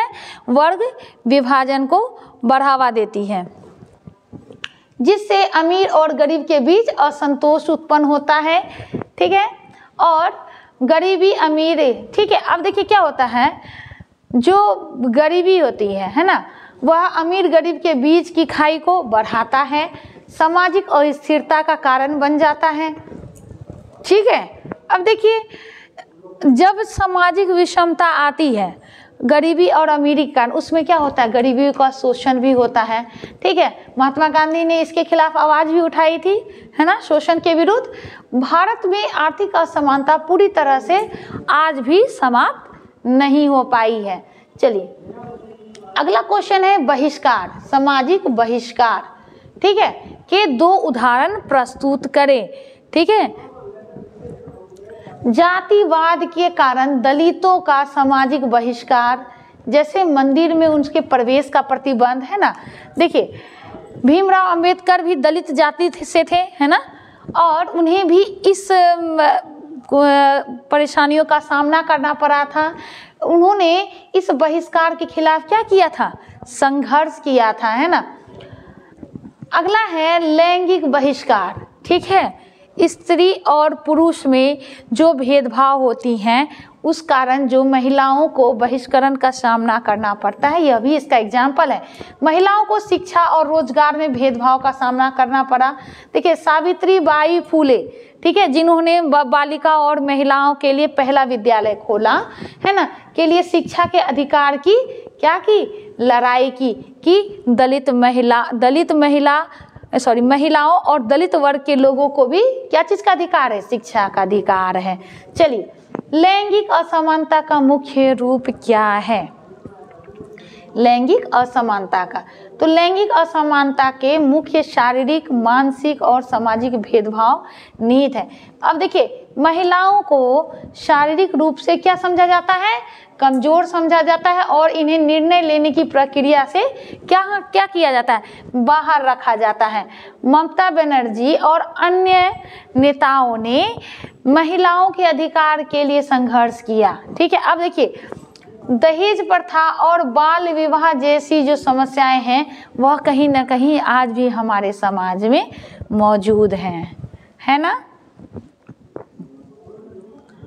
चलिए, शैक्षिक विषमता किस प्रकार समाज को प्रभावित करती है। देखिए, शिक्षा के तौर पर जो विषमताएं हैं, ठीक है, या असमानताएं हैं, वह किस प्रकार हमारे समाज को प्रभावित करती है। देखिए, समाज में आर्थिक और सामाजिक असमानता बढ़ती है, किस कारण, शैक्षिक विषमता के कारण भी, जिसके कारण क्या होता है, बेहतर शिक्षा के अवसर मिलते हैं। अब देखिए क्या हो रहा है कि जिस व्यक्ति को भी बेहतर शिक्षा का अवसर मिलता है, प्राप्त होता है, ठीक है, वह जीवन में अधिक अवसर भी प्राप्त करता है, ठीक है। जिन्होंने जितनी अच्छी शिक्षा ली है और जितनी अधिक शिक्षा ली है उसके पास अवसर भी ज़्यादा प्राप्त होते हैं। लेकिन अगर शैक्षणिक दृष्टि से देखा जाए तो जो लोग कम शिक्षित है या कम पढ़े लिखे हैं उसके पास क्या होती है, अवसर भी सीमित हो जाती हैं, है ना। विकास के अवसर से वंचित रह जाते हैं और आरक्षण नीति ने इस विषमता को कुछ हद तक दूर करने के लिए प्रयास किया है, लेकिन क्या है, यह अभी तक पूरी तरह से समाप्त नहीं हो पाई है। चलिए, हम लोग अगले क्वेश्चन की ओर बढ़ते हैं। सामाजिक गतिशीलता और सामाजिक विषमता के बीच क्या अंतर है। चलिए, यानी कि गतिशीलता और विषमता जो सामाजिक स्तर पर है उसके बीच के अंतर को अगर हम लोग समझते हैं तो कहा गया है कि गतिशीलता का मतलब क्या होता है, एक वर्ग से दूसरे वर्ग में स्थानांतरण। देखिए, जब समाज में सामाजिक विषमताएं थी, ठीक है, जो अभी भी व्याप्त हैं, क्या होता था, निचली या दलित वर्गों के साथ होता था, उन्होंने अपने विकास के लिए क्या किया, अपने धर्म का परिवर्तन कर लिया, है ना। बहुत लोगों ने ईसाई धर्म को अपनाया और उसके अनुसार रहन सहन और परिवर्तन करके अपने जीवन स्तर को क्या किया, ऊंचा किया। इसके अलावा बौद्ध धर्म, जैन धर्म को अपनाकर उन्होंने, बहुत से दलित वर्गों ने अपने जीवन स्तर को क्या किया, बदल लिया, जिसके अंतर्गत हमारे भीमराव अम्बेडकर भी आते हैं। देखिए, जब समाज में विषमता अधिक हो जाती है तो गतिशीलता कम हो जाती है। क्या हो जाती है, गतिशीलता कम हो जाती है और दलितों और आदिवासियों को सामाजिक गतिशीलता में बाधा आने लगती है। देखिए, आरक्षण जैसी नीतियां इस दिशा में क्या लाती है, सुधार लाती है, ठीक है। दलित वर्गों के लोगों को या जो पिछड़े समाज के लोगों को उन्हें क्या देती है सरकार, आरक्षण देती है, जिससे क्या होती है, समाज में गतिशीलता आती है। अगला है धार्मिक भेदभाव की सामाजिक परिणाम क्या हो सकते हैं। चलिए, धार्मिक भेदभाव के कारण समाज में क्या आता है, सांप्रदायिक तनाव आता है, विभाजन की स्थिति उत्पन्न हो जाती है। एग्जाम्पल के लिए गोधरा कांड जो है, जो कि 2002 में हिंदू मुस्लिम दंगे के रूप में उभरा था, इससे समाज में अविश्वास और असुरक्षा बढ़ी। इसके बाद क्या हुआ, नेताओं ने शांति स्थापित करने का प्रयास भी किया। चलिए, 9वां नंबर क्वेश्चन पे हम लोग जाते हैं। सामाजिक बहिष्कार के मनोवैज्ञानिक प्रभाव पर संक्षिप्त टिप्पणी लिखने के लिए क्वेश्चन है, ठीक है। सामाजिक बहिष्कार, ठीक है, सामाजिक बहिष्कार को तो हम लोग समझ चुके हैं, अब देखते हैं इसका मनोवैज्ञानिक प्रभाव क्या है। चलिए आगे बढ़ते हैं हम लोग। सामाजिक बहिष्कार से पीड़ित जो व्यक्ति होते हैं वह मानसिक रूप से समस्याएं जैसे अवसाद, है ना, चिंता, जिसको कि हम लोग कहते हैं ना डिप्रेशन या तनाव को महसूस करते हैं और उनका आत्मसम्मान एवं आत्मविश्वास भी क्या हो जाता है, कम हो जाता है। यह व्यक्ति अकेला और हताश महसूस करता है ना। इसका क्या होता है, आत्मविश्वास क्या हो जाता है, उस व्यक्ति का कम हो जाता है।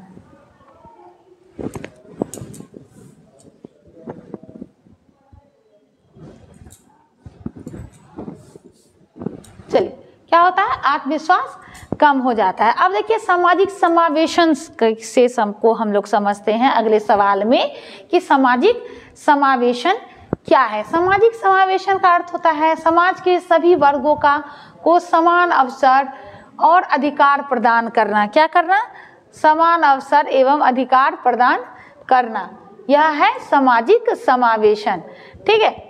अब देखिए, भीमराव अंबेडकर ने समावेशन की आवश्यकता पर जोर दिया और दलित, आदिवासी एवं महिलाओं के अधिकार के लिए संघर्ष किया। इसके बावजूद समाज में अभी भी क्या पूरी तरह से समानता आई है, नहीं आई है, ठीक है, पूरी तरह से अभी भी समानता स्थापित नहीं हो पाई है। ये जो भी सवाल है, ठीक है, जो ये बहिष्कार वाले चैप्टर से संबंधित है, इसको हम लोग अपने डेली के दिनचर्या और सामाजिक जो वातावरण है हमारे आसपास, अपने समाज में, अपने गांव मोहल्ले में, या फिर बहुत बार हमें अपने जिस घर में वैसी मतलब व्यवस्था है जहाँ पे कि भेदभाव की भावना रखी जाती है लैंगिक रूप से भी, ठीक है, वहाँ पर ऐसे चीज़ हम लोगों को देखने को मिलते हैं, ठीक है। या हम लोग इस शब्द और ऐसे चीज़ से कहीं ना कहीं क्या है, जुड़े हुए हैं, वाकिफ हैं। चलिए, अस्पृश्यता से दीर्घ उत्तरीय में हम लोग देखते हैं अस्पृश्यता से क्या संबंध है, ठीक है। इसके 3 आयामों की विवेचना करने की बात की गई है, ठीक है। तो यह देखिए, यह किसी व्यक्ति या समूह को सामाजिक, धार्मिक और आर्थिक गतिविधि से अलग रखना, ठीक है। किसी व्यक्ति या समूह को धार्मिक, सामाजिक और आर्थिक गतिविधि से वंचित रखना ही अस्पृश्यता का अर्थ है। यह जो है मुख्य रूप से जाति आधारित भेदभाव होता है। क्या होता है, जाति आधारित भेदभाव। अब देखिए, अस्पृश्य मान कर उनके साथ भेदभाव किया जाता है। अब इसका कारण देखिए, अपवर्जन, 3 प्रमुख जो आयाम है, पहला है अपवर्जन, दूसरा है अनादर या अधीनता, तीसरा है शोषण। अपवर्जन को समझते हैं, ठीक है। इसमें सामाजिक, धार्मिक और सांस्कृतिक गतिविधि से बाहर रखा जाता है। हम लोग इस बात से वाकिफ है ना, जो दलित या अस्पृश्य लोग थे, है ना, या हैं, प्राचीन समय में इनके साथ क्या हो जाता था, काफ़ी भेदभाव की भावना रखी जाती थी। इन्हें मंदिर में जाना या फिर किसी जल स्रोत से पानी लेना, ऐसे सब चीज़ों के लिए वर्जित रखा गया था, है ना। ये तो अब देखिए क्या होता है इसमें आगे कि सांस्कृतिक गतिविधि से इन्हें बाहर रखा गया। इन्हें मंदिर, सार्वजनिक कुआं, स्कूल या अन्य सार्वजनिक स्थलों पर क्या होता था, प्रवेश की अनुमति नहीं होती थी। यह बहिष्कार उन्हें समाज की मुख्य धारा से क्या कर देती है, अलग कर देती है और उनके विकास के अवसरों को क्या करती है, सीमित करती है। चलिए अगला है अनादर या अधीनता, ठीक है। अब देखिए, जो अस्पृश्य व्यक्ति होते थे, समाज में उन्हें अनादर मिलता था, है ना, और नकारात्मक प्रभाव पड़ता था उससे उनके जीवन, व्यक्तित्व और आत्मसम्मान पर। अब देखिए, ये अधीनता उन्हें निर्णय लेने की प्रक्रिया से क्या करती थी, दूर रखती थी, निर्णय लेने की प्रक्रिया से दूर रखती थी, और उसका जो मानव का अधिकार है उसका भी हनन होता था। अगला है शोषण, अगला पॉइंट, तीसरा आयाम है शोषण। अस्पृश्यता के कारण इन व्यक्तियों को आर्थिक, शारीरिक शोषण का क्या करना पड़ता था, सामना करना पड़ता था। इन्हें निम्न मजदूरी मिलती थी, ठीक है।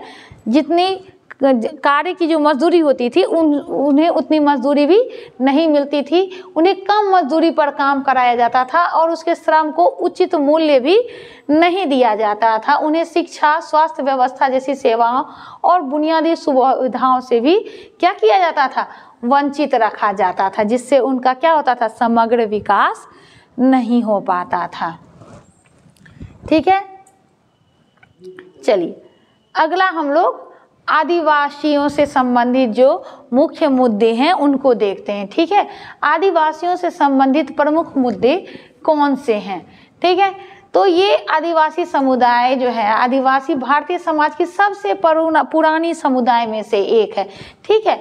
यह इसका जो है आदिवासियों से जुड़े प्रमुख जो मुद्दे हैं उनमें अगर हम लोग देखेंगे तो ठीक है, इनकी सांस्कृतिक पहचान, आर्थिक स्थिति और अधिकार से जुड़े हुए हैं। चलिए पहला है भूमि और विस्थापन, ठीक है। विकास परियोजना एवं खनन कार्यों के चलते उनकी जमीन, है ना, क्या हो जाती थी, अधिग्रहण कर ली जाती थी, या फिर नदी घाटी परियोजनाओं के कारण भी उनका जमीन, जंगल या आवास जो है वो उनसे छिन जाता था, जिससे वे विस्थापित हो गए और जीवन शैली, संसाधनों का क्या हुआ, भारी नुकसान हुआ। चलिए आगे देखते हैं। अधिक उचित व्यवस्था ना होने के कारण उनका जीने का जो जीवन है वो भी क्या हो गया, कठिन हो गया। शिक्षा और स्वास्थ्य की सुविधाओं की कमी, उनके पास शिक्षा और स्वास्थ्य दोनों की सुविधाओं की क्या थी, कमी थी। देखिए इस क्षेत्र में क्या होता था कि स्वास्थ्य सेवाएं बेहद कमज़ोर थी और शिक्षा भी कमज़ोर की स्थिति कमज़ोर थी और आर्थिक विकास क्या हो रहा था, बाधित हो रहा था, ठीक है। अब देखिए स्वास्थ्य की सुविधा की कमी के कारण क्या होता था, आदिवासी लोग कई बीमारियों के शिकार हो जाते थे जो समय रहते इलाज न मिलने के कारण जानलेवा हो जाते थे। आर्थिक रूप से भी इनका शोषण होता था, ठीक है।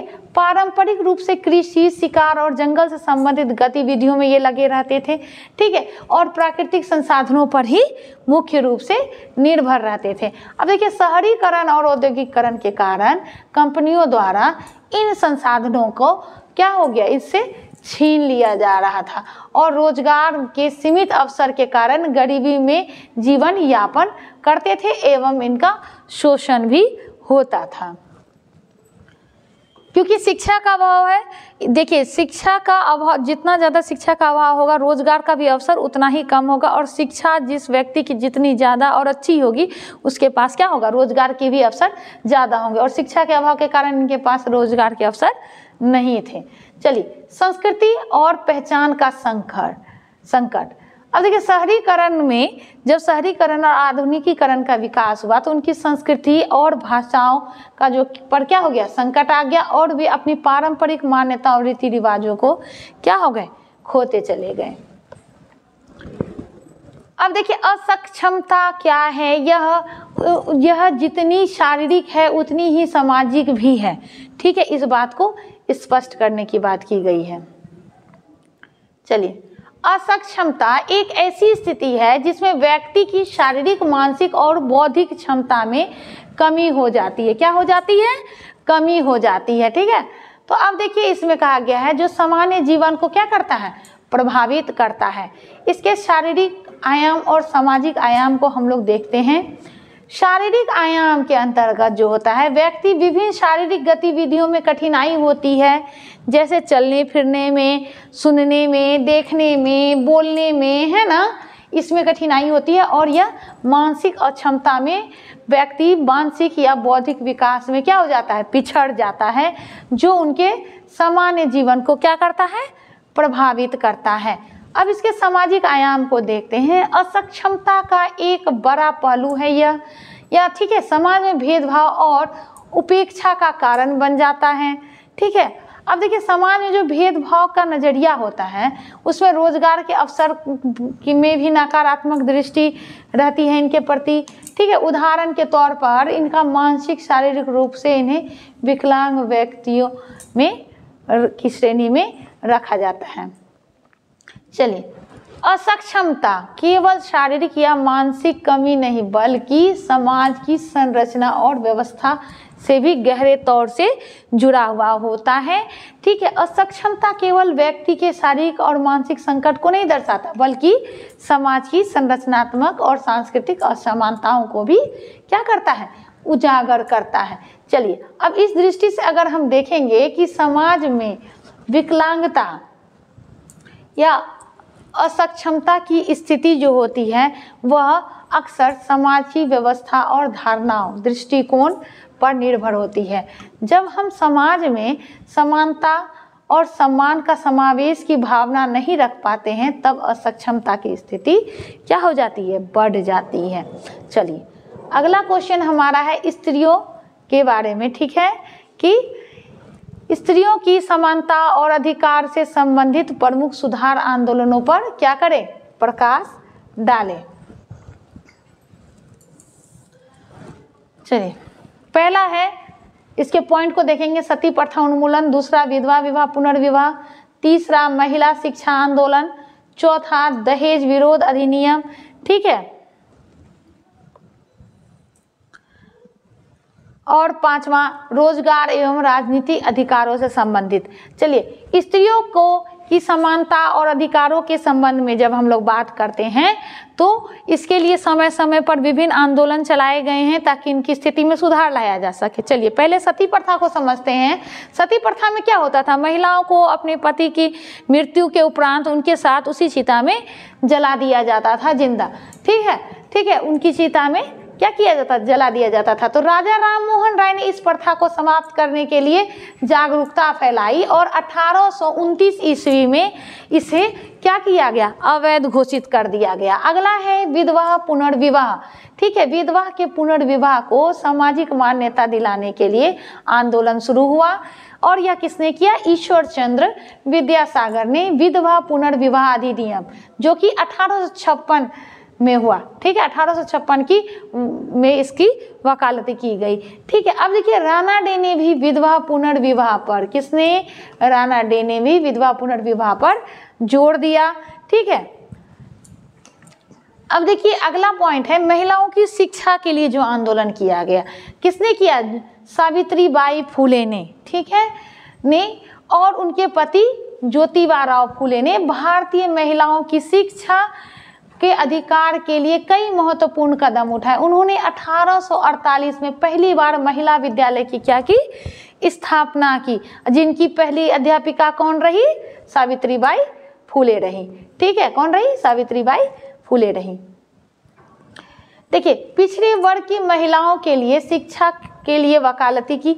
अब देखिए और संघर्ष भी किया, इसके अलावा सर सैयद अहमद खान ने इस्लाम में सामाजिक सुधार के लिए लड़कियों के लिए स्कूल और कॉलेज खोले।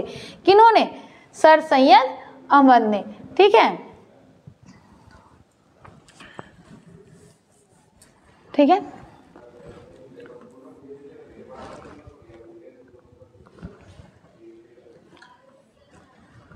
यहाँ देखिए, जब इस्लाम धर्म में स्त्रियों की स्थिति के सुधार या उसकी शिक्षा के बारे में कहा जाएगा तो उसके अंतर्गत किनका नाम आएगा? सर सैयद अहमद खान का नाम आएगा। चलिए अगला है दहेज विरोध आंदोलन। ठीक है, दहेज भी जो है वो हमारे समाज की एक विशेष कुरीतियों में से एक है जो वर्तमान में हमारे समाज में व्याप्त है। ठीक है, दहेज प्रथा के खिलाफ विभिन्न आंदोलन महिलाओं के शोषण को कम करने के लिए चलाया गया है। अगला देखते हैं रोजगार और राजनीतिक अधिकार। ठीक है, महिलाओं को मतदान और संपत्ति का अधिकार दिलाने के लिए संघर्ष किया गया, क्योंकि पहले के समाज में महिलाओं को ना ही महिलाओं का संपत्ति पर अधिकार था और ना ही मतदान में। ठीक है, शिक्षा का स्तर भी उनका काफी निम्न था। ठीक है, ताराबाई शिंदे ने स्त्री पुरुष तुलना नामक एक पुस्तक में, ठीक है, पुरुष समाज की क्या की? आलोचना की। ठीक है, एवं बेगम रुकैया हुसैन ने, ठीक है, क्या नाम है? बेगम रुकैया हुसैन ने सुल्तानाज ड्रीम नामक अपनी पुस्तक में के माध्यम से गलत तरीके से पुरुषों को ऊंचा दर्जा देने एवं लिंग आधारित भेदभाव का क्या किया? विरोध किया। ठीक है, जब हिंदू समाज के बारे पूछा जाएगा तो उसमें किनका नाम आएगा? उसमें ताराबाई शिंदे, जिन्होंने क्या किया? स्त्री पुरुष नामक एक पुस्तक में पुरुष समाज की आलोचना की। वहीं सुल्तान ड्रीम नामक एक पुस्तक है जो कि किसके द्वारा है? बेगम रुकैया हुसैन ने यह पुस्तक के माध्यम से जो है गलत तरीके से पुरुषों को समाज में ऊंचा दर्जा देने एवं लिंग आधारित भेदभाव का क्या किया? उन्होंने विरोध किया। चलिए अगला है हम लोगों का सवाल दूसरा, औद्योगिकरण के कारण शहरीकरण एवं दीर्घकालीन प्रभाव पर क्या करें? प्रकाश डालें। चलिए पहला अब देखते हैं औद्योगिकरण के जो प्रभाव है, आर्थिक विकास, सामाजिक असमानता एवं महिला सशक्तिकरण। आर्थिक विकास में क्या हुआ? रोजगार के नए नए अवसर पैदा हुए, जिससे क्या हुआ? आर्थिक विकास को गतिशीलता प्रदान हुई। दूसरा है सामाजिक असमानता, मजदूर वर्ग और पूंजीपति वर्ग के बीच क्या है? आर्थिक असमानता बढ़ गई। किसके में? किस समय? औद्योगिकरण के प्रभाव में या औद्योगिकरण में। ठीक है, महिला सशक्तिकरण, महिलाओं के लिए क्या हुआ? रोजगार का अवसर बढ़ गया, लेकिन शोषण की घटना जो है भी सामने आई। ठीक है, शोषण का भी काफी मात्रा में वो शिकार हुई। अगला है पर्यावरण समस्याएं। ठीक है, औद्योगिकरण ने प्रदूषण, वन कटाई, संसाधन का अत्यधिक दोहन हुआ और इस कारण क्या हुआ? प्रदूषण ज्यादा फैला। चलिए शहरीकरण के प्रभाव को अगर हम लोग देखते हैं, ठीक है, तो संरचनात्मक रूप में परिवर्तन आया। क्या परिवर्तन आया? संयुक्त परिवार टूटकर एकल परिवार में बदल गया। क्या हुआ? संयुक्त परिवार टूटकर एकल परिवार में बदल गया, जिससे सामाजिक जो है समर्थन प्रणाली कमजोर हो गई। आगे देखते हैं सुविधाओं की वृद्धि। ठीक है, आधुनिकीकरण के कारण या आधुनिक समाज में स्वास्थ्य एवं शिक्षा की प्रणाली का क्या हो गया? विस्तार हो गया। ठीक है, अब देखिए विकृति और अपराध। ठीक है, शहरीकरण की देन है विकृति और अपराध। शहरीकरण ने झुग्गी झोपड़ियों, बेरोजगारी और अपराधों में वृद्धि कर दी। संस्कृतिकरण का अगर संस्कृति पर प्रभाव देखेंगे अगर हम लोग शहरीकरण का, तो वो क्या होता है? पारंपरिक मूल्यों को क्या कर रहा है? वो कमजोर कर रहा है और उपभोक्तावाद को बढ़ावा दे रहा है। अगला हम लोग तीसरे क्वेश्चन पर आते हैं। बालिकाओं के प्रति विभिन्न कार्यकलापों में जो किए जाते हैं उनमें होने वाले भेदपूर्ण व्यवहार का वर्णन कहा गया है। ठीक है, बालिकाओं के लिए जो भी कार्य हैं उनमें क्रियाकलापों में जो भेदपूर्ण व्यवहार है ना, भेदभाव किया जाता है, उसका वर्णन करने को कहा जा रहा है। क्या कहा गया है कि बालिकाओं के प्रति भेदभाव की भावना हमारे समाज में व्याप्त है अभी भी, है ना। भेदभावपूर्ण व्यवहार समाज में गहराई से फैला हुआ है। भेदभाव जो है जीवन के हर क्षेत्र में देखा जाता है, चाहे वो शिक्षा हो, कार्यस्थल हो, है या फिर सामाजिक मान्यताएं हो। यह समस्या न केवल क्या होता है बालिकाओं के को में देखा जाता है, उसके आत्मसम्मान को ठेस पहुंचती है। क्या होती है, बालिकाओं के आत्मसम्मान को ठेस पहुंचती है और समाज में समग्र विकास में भी यह क्या है, बाधा है। ठीक है, चलिए इनके लिए जो भेदभावपूर्ण व्यवहार है, अगर उसका हम लोग एग्जाम्पल लेते हैं तो चलिए पहला आते हैं शिक्षा में भेदभाव। ठीक है, 10वीं और इंटर के बाद बालिकाओं को उच्च शिक्षा की भागीदारी बालिकाओं की क्या होती है, घट जाती है। ठीक है, माता पिता जो है कि यह धारणा होती है कि उच्च शिक्षा देंगे तो उसका विवाह कैसे करेंगे, क्योंकि उसका हमें दहेज देना होगा। ठीक है, इसलिए लड़कियों को पढ़ाई लिखाई से कोई फायदा नहीं है, ऐसी मेंटलिटी हमारे समाज में लोगों की होती है। ठीक है, अगला है सामाजिक और सांस्कृतिक दबाव। बालिकाओं को बचपन से ही सामाजिक और सांस्कृतिक दबाव उस पर बना रहता है। ठीक है, कुछ कार्य केवल लड़कों के लिए हैं, इस चीज पर विशेष जोर दिया जाता है। यह सोच उनके लिए आत्मविश्वास और असंभावनाओं को, देखिए क्या होता है, उनके आत्मविश्वास को भी आघात पहुंचता है और संभावनाओं को भी क्या कर देता है, सीमित कर देता है। यहाँ तक कि अब देखिए वयस्क लड़कियों की सुरक्षा के नाम पर जो है छोटे लड़के उनके साथ भेजे जाते हैं। ठीक है, अब देखिए इस चीज को समझिए, जब बच्चियां बड़ी हो जाती हैं, दुकान या मार्केट किसी काम के लिए जाती हैं, तो उन्हें अकेले ना भेजकर अगर घर में कोई बड़ा गार्जियन मौजूद नहीं है, चाहे वो बड़ा भाई हो या पिता हो या अंकल हो, ठीक है, नहीं होते तो घर के छोटे बच्चे जो लड़के होते हैं, ठीक है, जो कि उम्र में उससे काफ़ी कम है, बच्चे हैं, फिर भी उन्हें उनके साथ उन्हें भेजा जाता है या उन्हें उनके साथ लगाया जाता है ना, छोटे लड़कों को उनके साथ भेजा जाता है। देखिए अब देखिए पुरुष मानसिकता के भेदभावपूर्ण और हास्यप्रद दृष्टिकोण का यह उदाहरण है। ठीक है, इस उदाहरण को क्या कहा गया है, ठीक है, सुरक्षा के नाम पर बच्चियों के साथ छोटे लड़के बच्चों को भेजा जाता है।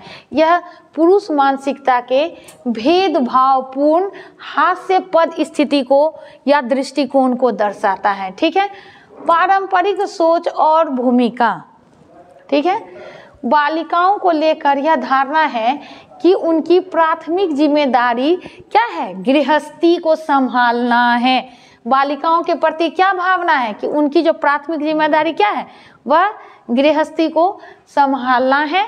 ठीक है, ये भावना जो है वह बच्चों का लालन पालन से लेकर भोजन बनाने एवं घर परिवार को में विभिन्न कार्यों से जुड़े हुए हैं। ठीक है, उनके व्यक्तिगत और भविष्य की संभावनाओं को क्या हो जाता है, सीमित कर देता है। ऐसी सोच में बच्चियों के जो भविष्य की संभावनाओं को सीमित करता है। नारी मुक्ति आंदोलन भी इस गहरी जड़ित मानसिकता को पूरी तरह से बदलने में असमर्थ दिखाई पड़ती है। चौथा देखेंगे कार्यस्थल पर भेदभाव। ठीक है, कार्यस्थल पर महिला और पुरुष में जो भेदभाव है, महिलाओं को समान कार्य के लिए पुरुषों की तुलना में कम वेतन दिया जाता है। उन्हें ऊंचे पदों तक पहुंचने में बहुत कठिनाई का सामना करना पड़ता है। ठीक है, महिलाओं को ऊंचे पदों पर पहुंचने के लिए बहुत कठिनाई का सामना करना पड़ता है। उनकी क्षमताओं पर बार बार सवाल उठाए जाते हैं और निर्णय लेने के अधिकारों से महिलाओं को क्या किया जाता है, वंचित रखा जाता है। देखिए समाज में बालिकाओं के प्रति भेदभाव को समाप्त करने के लिए क्या होता है, व्यापक बदलाव की आवश्यकता होती है। ठीक है, किसकी आवश्यकता होती है, व्यापक रूप से बदलाव की। इसके लिए क्या होता है, शिक्षा, जागरूकता और लैंगिक समानता को बढ़ावा देना जरूरी है।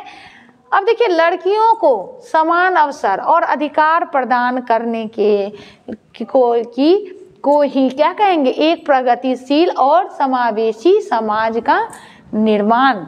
ठीक है, चलिए पिछले चैप्टर में, ठीक है, हम लोग जो यहाँ हम लोग का खत्म होता है 5वां चैप्टर, ठीक है, इसमें हम लोग महिला शिक्षा, दलित वर्ग शिक्षा के बारे में जाने। इसके अलावा जो सामाजिक कुरीति हैं थी, चाहे वो आदिवासी जनजाति या फिर अनुसूचित जाति जनजाति, महिला है ना, जो और अस्पृश्य लोग इसके अंतर्गत आते थे, उसके बारे में हम लोगों ने 5वें अध्याय में पढ़ा। अगला है हम लोग का कौन सा, 6वां अध्याय।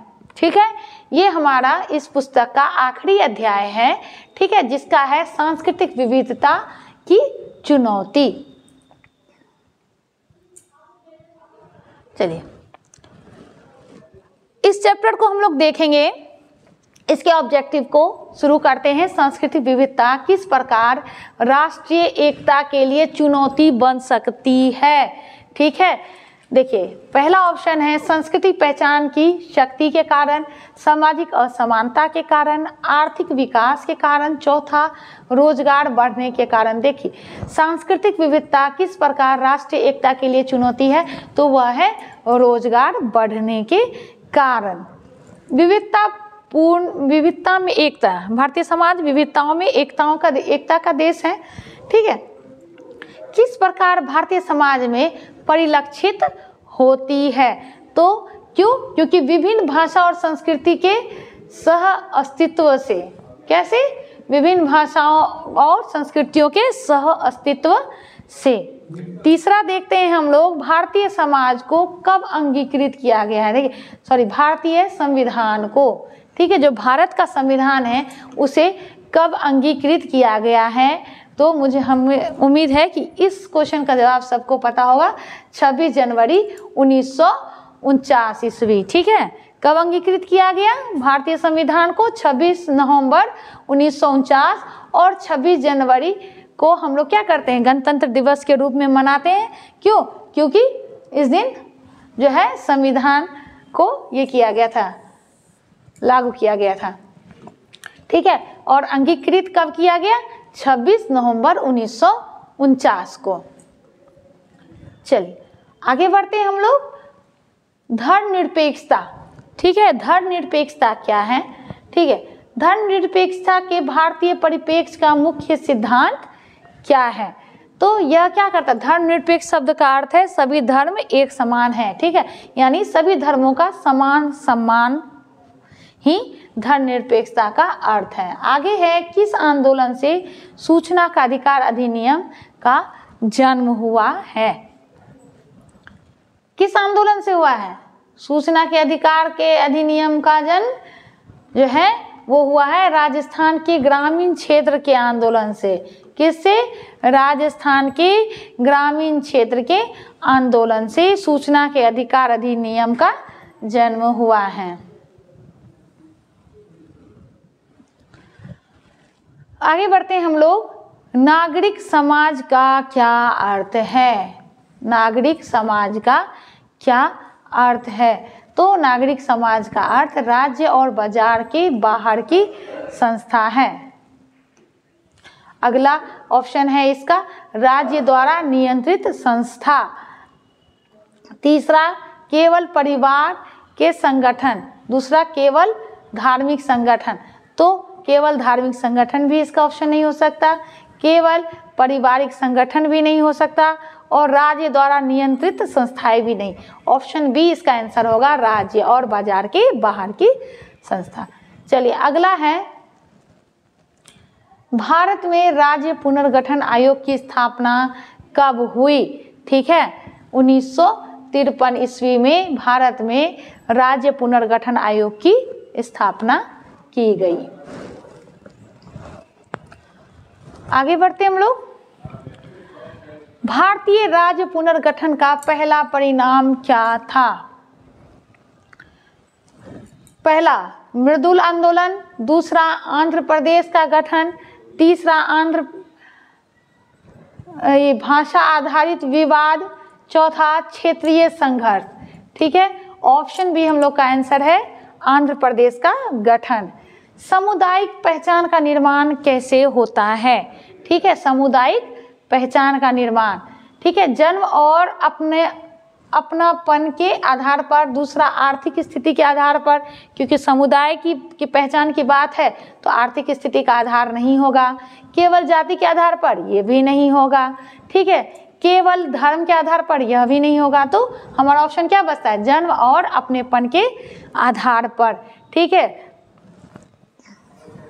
सामुदायिक पहचान को कौन प्रभावित करता है? ठीक है, भौगोलिक स्थिति, भाषा, धर्म, जाति, आर्थिक स्थिति या राजनीतिक स्थिति। तो जब सामुदायिक पहचान की बात होगी तो उसमें भाषा, धर्म और जाति का महत्व होगा और यही इसको क्या करता है? प्रभावित करता है। चलिए, किस स्थिति में संस्कृति विविधता को चुनौती का सामना? देखिए, जब सांस्कृतिक विविधता की बात आती है तो उसको क्या चुनौती माना जा सकता है? किस स्थिति में? तो जब सांस्कृतिक पहचान मजबूत होता है, ठीक है, जब समुदाय के बीच संसाधनों का असमान वितरण होता है, यह भी सही है, जब आर्थिक और सामाजिक असमानता बढ़ती है, यह भी स्थिति, ये सभी सांस्कृतिक विविधता में क्या है? चुनौती है। तो इसका आंसर क्या होगा? उपरोक्त सभी। भारतीय राज्य पुनर्गठन के पीछे क्या प्रमुख कारण था? ठीक है, इसके प्रमुख कारण के बारे में जब बात करेंगे तो क्या कह रहा है कि भारतीय राज्य पुनर्गठन का प्रमुख कारण, तो इसका अर्थ है भाषा के आधार पर विभाजन। क्या अर्थ है? भाषा के आधार पर विभाजन ही इसका प्रमुख कारण है। 1956 के भाषाई पुनर्गठन का मुख्य कारण क्या है? 1956 के भाषाई पुनर्गठन का जो मुख्य कारण है वह है प्रशासनिक तौर पर सुविधा। क्या है? प्रशासनिक तौर पर सुविधा। अगला है, भारतीय समाज में संस्कृति विविधता का प्रतीक क्या है? भारतीय समाज में संस्कृति विविधता का जो प्रतीक माना गया है वह भाषा और बोली। ठीक है, ऑप्शन ए 1632 का भाषाएं एवं बोली। ठीक है,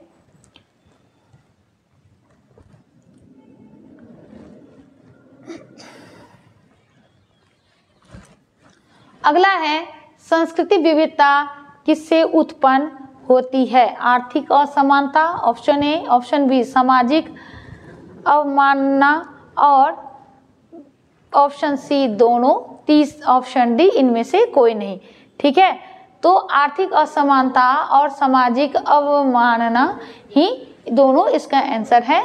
ठीक है, इसलिए ऑप्शन सी होगा, ए और बी दोनों।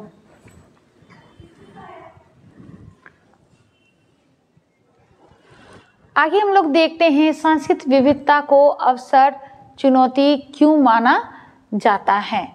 ठीक है, क्योंकि देखिए यह क्या होता है, यह गहन उत्तेजना पैदा करता है।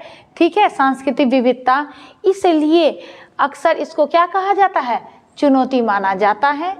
भारत में क्षेत्रीय वर्चस्व का मुख्य कारण क्या है?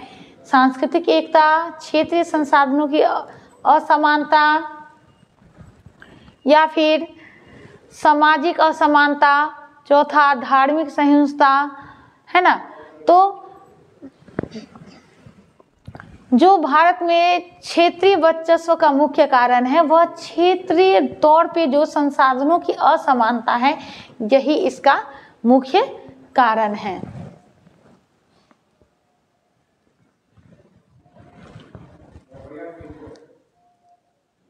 चलिए अगला क्वेश्चन देखते हैं, भारत में क्षेत्रवाद किसकी जड़ से प्रेरित है?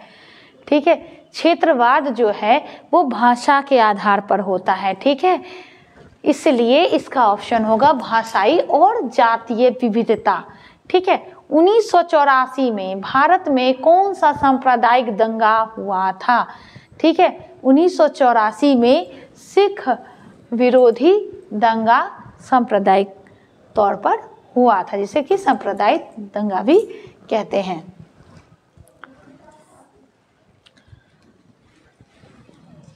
अगला है 1956 में किन तीन, देखिए 1956 में बात किया गया है प्रेसिडेंसी राज्य क्या गठन किया गया? कब? 1956 में।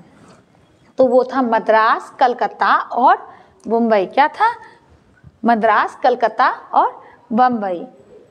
अगला है 21वां, भारत में सांस्कृतिक विविधता का संरक्षण किस प्रकार किया गया है? ठीक है, भारत में सांस्कृतिक विविधता का संरक्षण के बारे में पूछा जा रहा है कि किस प्रकार किया गया है।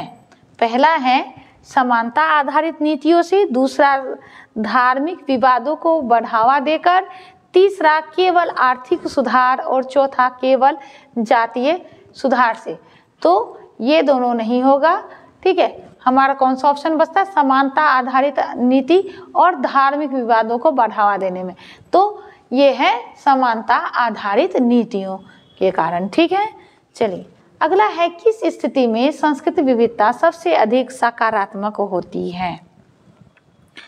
तो वो है जब समाज समावेशी नीतियों का पालन करता है, तब सांस्कृतिक विविधता सबसे अधिक सकारात्मक होती है। सांस्कृतिक विविधता के कारण कौन सी विवाद उत्पन्न हो सकते हैं? अब देखिए, सांस्कृतिक विविधता के कारण कौन सा विवाद उत्पन्न हो सकता है? संसाधन का बंटवारा नहीं हो सकता, यह आंसर। सांस्कृतिक संघर्ष नहीं होगा। ठीक है, क्षेत्रीय और सामाजिक असमानता, दूसरा उपरोक्त सभी, है ना। तो अब जैसे देखिए, अगर हम इसको देखते हैं कि क्या सांस्कृतिक विविधता के कारण जो है विवाद जो उत्पन्न होता है, क्या किसी एक ही स्थिति या कंडीशन पर होता है? बिल्कुल नहीं होता है। ठीक है, तो अब देखिए इसमें क्या होगा? उपरोक्त सभी होगा। चलिए आगे बढ़ते हैं हम लोग अपने क्वेश्चंस पर। ठीक है,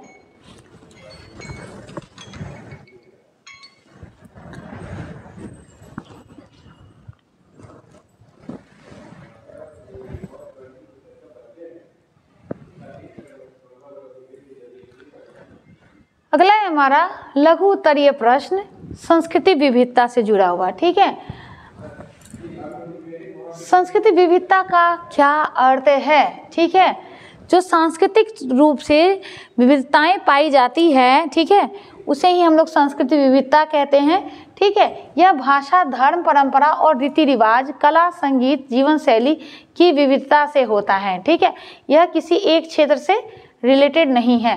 ठीक है, भारत में यह विविधता जाति, धर्म, भाषा और जीवन शैली को स्पष्ट करता है। एग्जाम्पल के लिए भारत में हिंदू, मुस्लिम, सिख, ईसाई, बौद्ध, जैन आदि अनुयायी रहते हैं धर्म के। ठीक है, संविधान के अनुच्छेद 29 और 30 है ना, सांस्कृतिक और शैक्षिक अधिकारों की सुरक्षा प्रदान करता है। यह विविधता देश में एकता और अखंडता की को चुनौती देता है। लेकिन देखिए अब क्या होता है, इससे सामाजिक सद्भाव और सहिष्णुता की भी आवश्यकता बढ़ती है।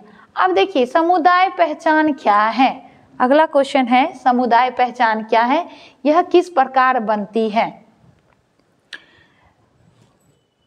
सामुदायिक पहचान के जो है बनने के विभिन्न प्रकार होते हैं, विभिन्न आयाम होते हैं। सामुदायिक पहचान का अर्थ है किसी व्यक्ति या समूह की उस विशेष पहचान से उनकी संस्कृति और धर्म, ठीक है, उनकी संस्कृति और धर्म, जाति या क्षेत्र से जुड़ी होती है। ठीक है, यह पहचान क्या होता है? पारिवारिक मूल्य, परंपराओं और सामाजिक संस्थानों से बनती है। इसके एग्जाम्पल को जब हम लोग देखते हैं तो देखिए, बंगालियों की पहचान उनकी भाषा, भोजन, ठीक है, और मुख्य पर्व दुर्गा पूजा से होता है। भारतीय संविधान अनुच्छेद में देखा गया है, भारतीय संविधान अनुच्छेद जो 15 है और 16 है उसमें सामाजिक समानता, ठीक है, और अवसरों की सुरक्षा प्रदान करते हैं, जिससे क्या होता है, सामुदायिक पहचान क्या होता है, सुरक्षित रहता है। चलिए, सांस्कृतिक विविधता है ना के क्या नुकसान है? जो सांस्कृतिक रूप से विविधता पाई जाती है उसके क्या नुकसान हैं? तो उसके नुकसान में अगर हम लोग देखते हैं तो सामाजिक असमानता, जातीय संघर्ष, क्षेत्रीय भेदभाव उत्पन्न होता है। ठीक है, राजनीति विभाजन और समुदाय तनाव को भी यह क्या देता है, बढ़ावा देता है। अब एग्जाम्पल लेते हैं तो 1947 में जो भारत का विभाजन हुआ था, ठीक है, सांस्कृतिक भेदभाव के कारण ही हुआ था। सांस्कृतिक तौर से जो मतभेद था हिंदू और मुस्लिम समाजों में, ये जो है विभाजन का कारण था। अनुच्छेद 19 में भाषा और संस्कृति की स्वतंत्रता की सुरक्षा देती है, लेकिन यह विविधता कभी कभी राष्ट्रीय एकता के लिए क्या हो जाता है, चुनौती बन जाता है। चलिए आगे देखते हैं। भारत में 1956, ठीक है, 1956 के जो राज्य पुनर्गठन आयोग का मुख्य उद्देश्य क्या था, इस चीज को हम लोग देखते हैं। 1956 में जो आयोग था पुनर्गठन का, उसका मुख्य उद्देश्य था भाषा आधार पर राज्यों का पुनर्गठन करना, यानी राज्यों का जो है पुनर्गठन भाषा के आधार पर करना, ठीक है।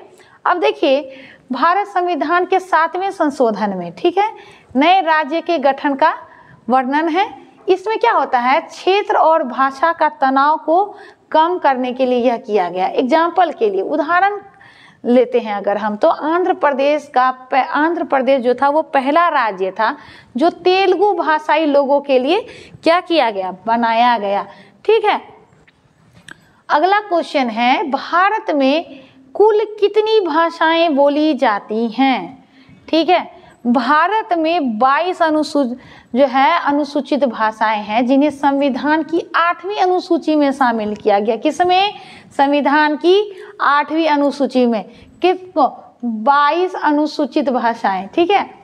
इसके अतिरिक्त 121 भाषा और 270 बोलियां पाई जाती हैं भारत में, ठीक है। हिंदी और अंग्रेजी को क्या किया गया, आधिकारिक भाषा है। हिंदी और अंग्रेजी क्या है, आधिकारिक भाषा है, ठीक है, भाषाई विविधता के कारण। अब देखिए भाषाई विविधता जो है भारत की संस्कृति की क्या है, पहचान है। अगला है सांस्कृतिक विविधता का संरक्षण किस प्रकार किया जाए, इससे संबंधित है। तो इसके संरक्षण के लिए शिक्षा, कला और भाषा से रिलेटेड कार्यक्रमों को बढ़ावा देने की आवश्यकता है, ठीक है, और इसके लिए सरकारी योजनाएं बनाने की। देखिए जैसे एक भारत श्रेष्ठ भारत सांस्कृतिक आदान प्रदान को प्रेरित और प्रोत्साहित करना, संवैधानिक प्रावधान और अल्पसंख्यक योगदान का भी संरक्षण इसमें सहायक है। अगला है सांस्कृतिक विविधता से ही जुड़ा हुआ कि इसकी चुनौती क्या है, ठीक है। तो इसकी प्रमुख चुनौती है क्षेत्रवाद, भाषा संघर्ष, ठीक है। भाषाई तौर पे जो संघर्ष होता है वो धार्मिक असहिष्णुता और जातीय भेदभाव। एग्जाम्पल लेंगे तो 1980 के दशक में जो असम आंदोलन क्षेत्रीय पहचान की रक्षा के लिए हुआ था, वह संविधान के अनुच्छेद 14, 15 समानता और भेदभाव के निषेध की क्या करता है, गारंटी करता है। सूचना का अधिकार अधिनियम, सूचना का अधिकार अधिनियम जो है वह है 2005, नागरिकों को सरकारी सूचनाओं तक पहुंचाना, है ना, पहुंच प्रदान करना, यह सूचना का अधिकार है का अधिनियम है। अगर इसके जवाबदेही को सुनिश्चित करता है, यह भ्रष्टाचार पर नियंत्रण और नागरिक की जागरूकता को क्या करता है, बढ़ाता है। चलिए इसके दीर्घ उत्तरीय क्वेश्चन को हम लोग देखते हैं। सांस्कृतिक विविधता का, ठीक है, सांस्कृतिक विविधता को हम लोग समझ चुके हैं कि कारण उत्पन्न होने वाली समस्या, ठीक है। पहला है सामाजिक समस्या। सामाजिक समस्या के अंतर्गत क्या होता है, भेदभाव और असमानता की स्थिति बढ़ती है। 1984 का सिख दंगा, 2002 का गोधरा दंगा, है ना, इसका एग्जाम्पल है। राजनीतिक समस्या को देखते हैं इसके, तो ठीक है, यह अलगाववादी आंदोलन को उत्पन्न करता है, जैसे कश्मीर और उत्तर प्रदेश के पूर्वी राज्यों में अलगाव, ठीक है, जो था वो भाषा आधारित राजनीतिक तौर पर भी काफ़ी देखने को मिला, ठीक है। अगला है तमिलनाडु में हिंदी विरोधी, है ना, पंजाब में पंजाबी असमता की रक्षा। नेक्स्ट पॉइंट, आर्थिक समस्या को देखेंगे तो विकास में असमानताएं उत्पन्न होती है। कुछ क्षेत्र में उपेक्षा और असमान वितरण की समस्या भी उत्पन्न होती है। एग्जाम्पल के लिए इसको देखेंगे तो कुछ क्षेत्र में क्या होता है, पीछे रह जाते हैं, जैसे क्षेत्रीय असंतोष, है ना, और विकास के में भेदभाव के कारण। चलिए हम लोग इस चैप्टर के आखिरी क्वेश्चन को देखते हैं।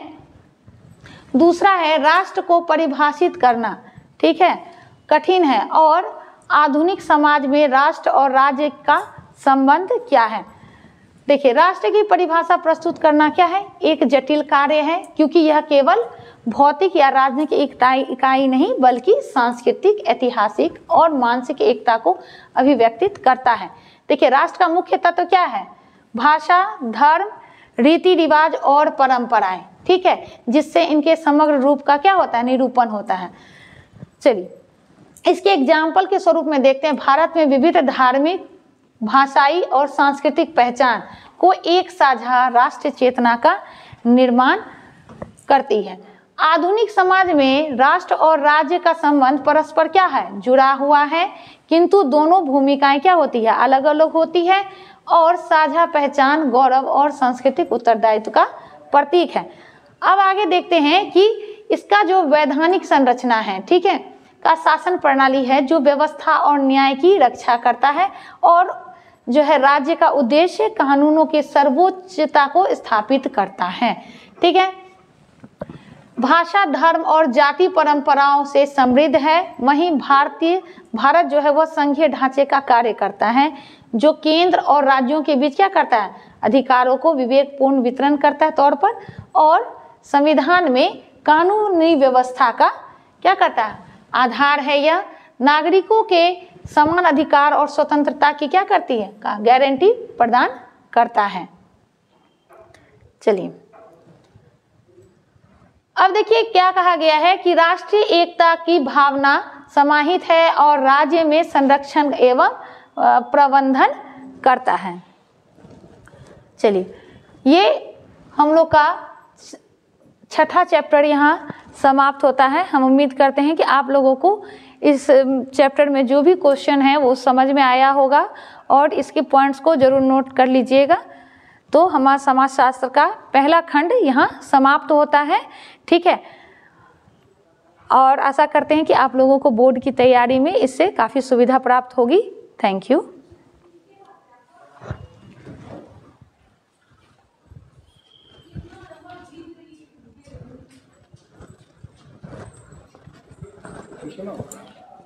एंड यहीं था। कहाँ आ रहा है? एंड का बटन है, इसी को पॉज कर देते हैं।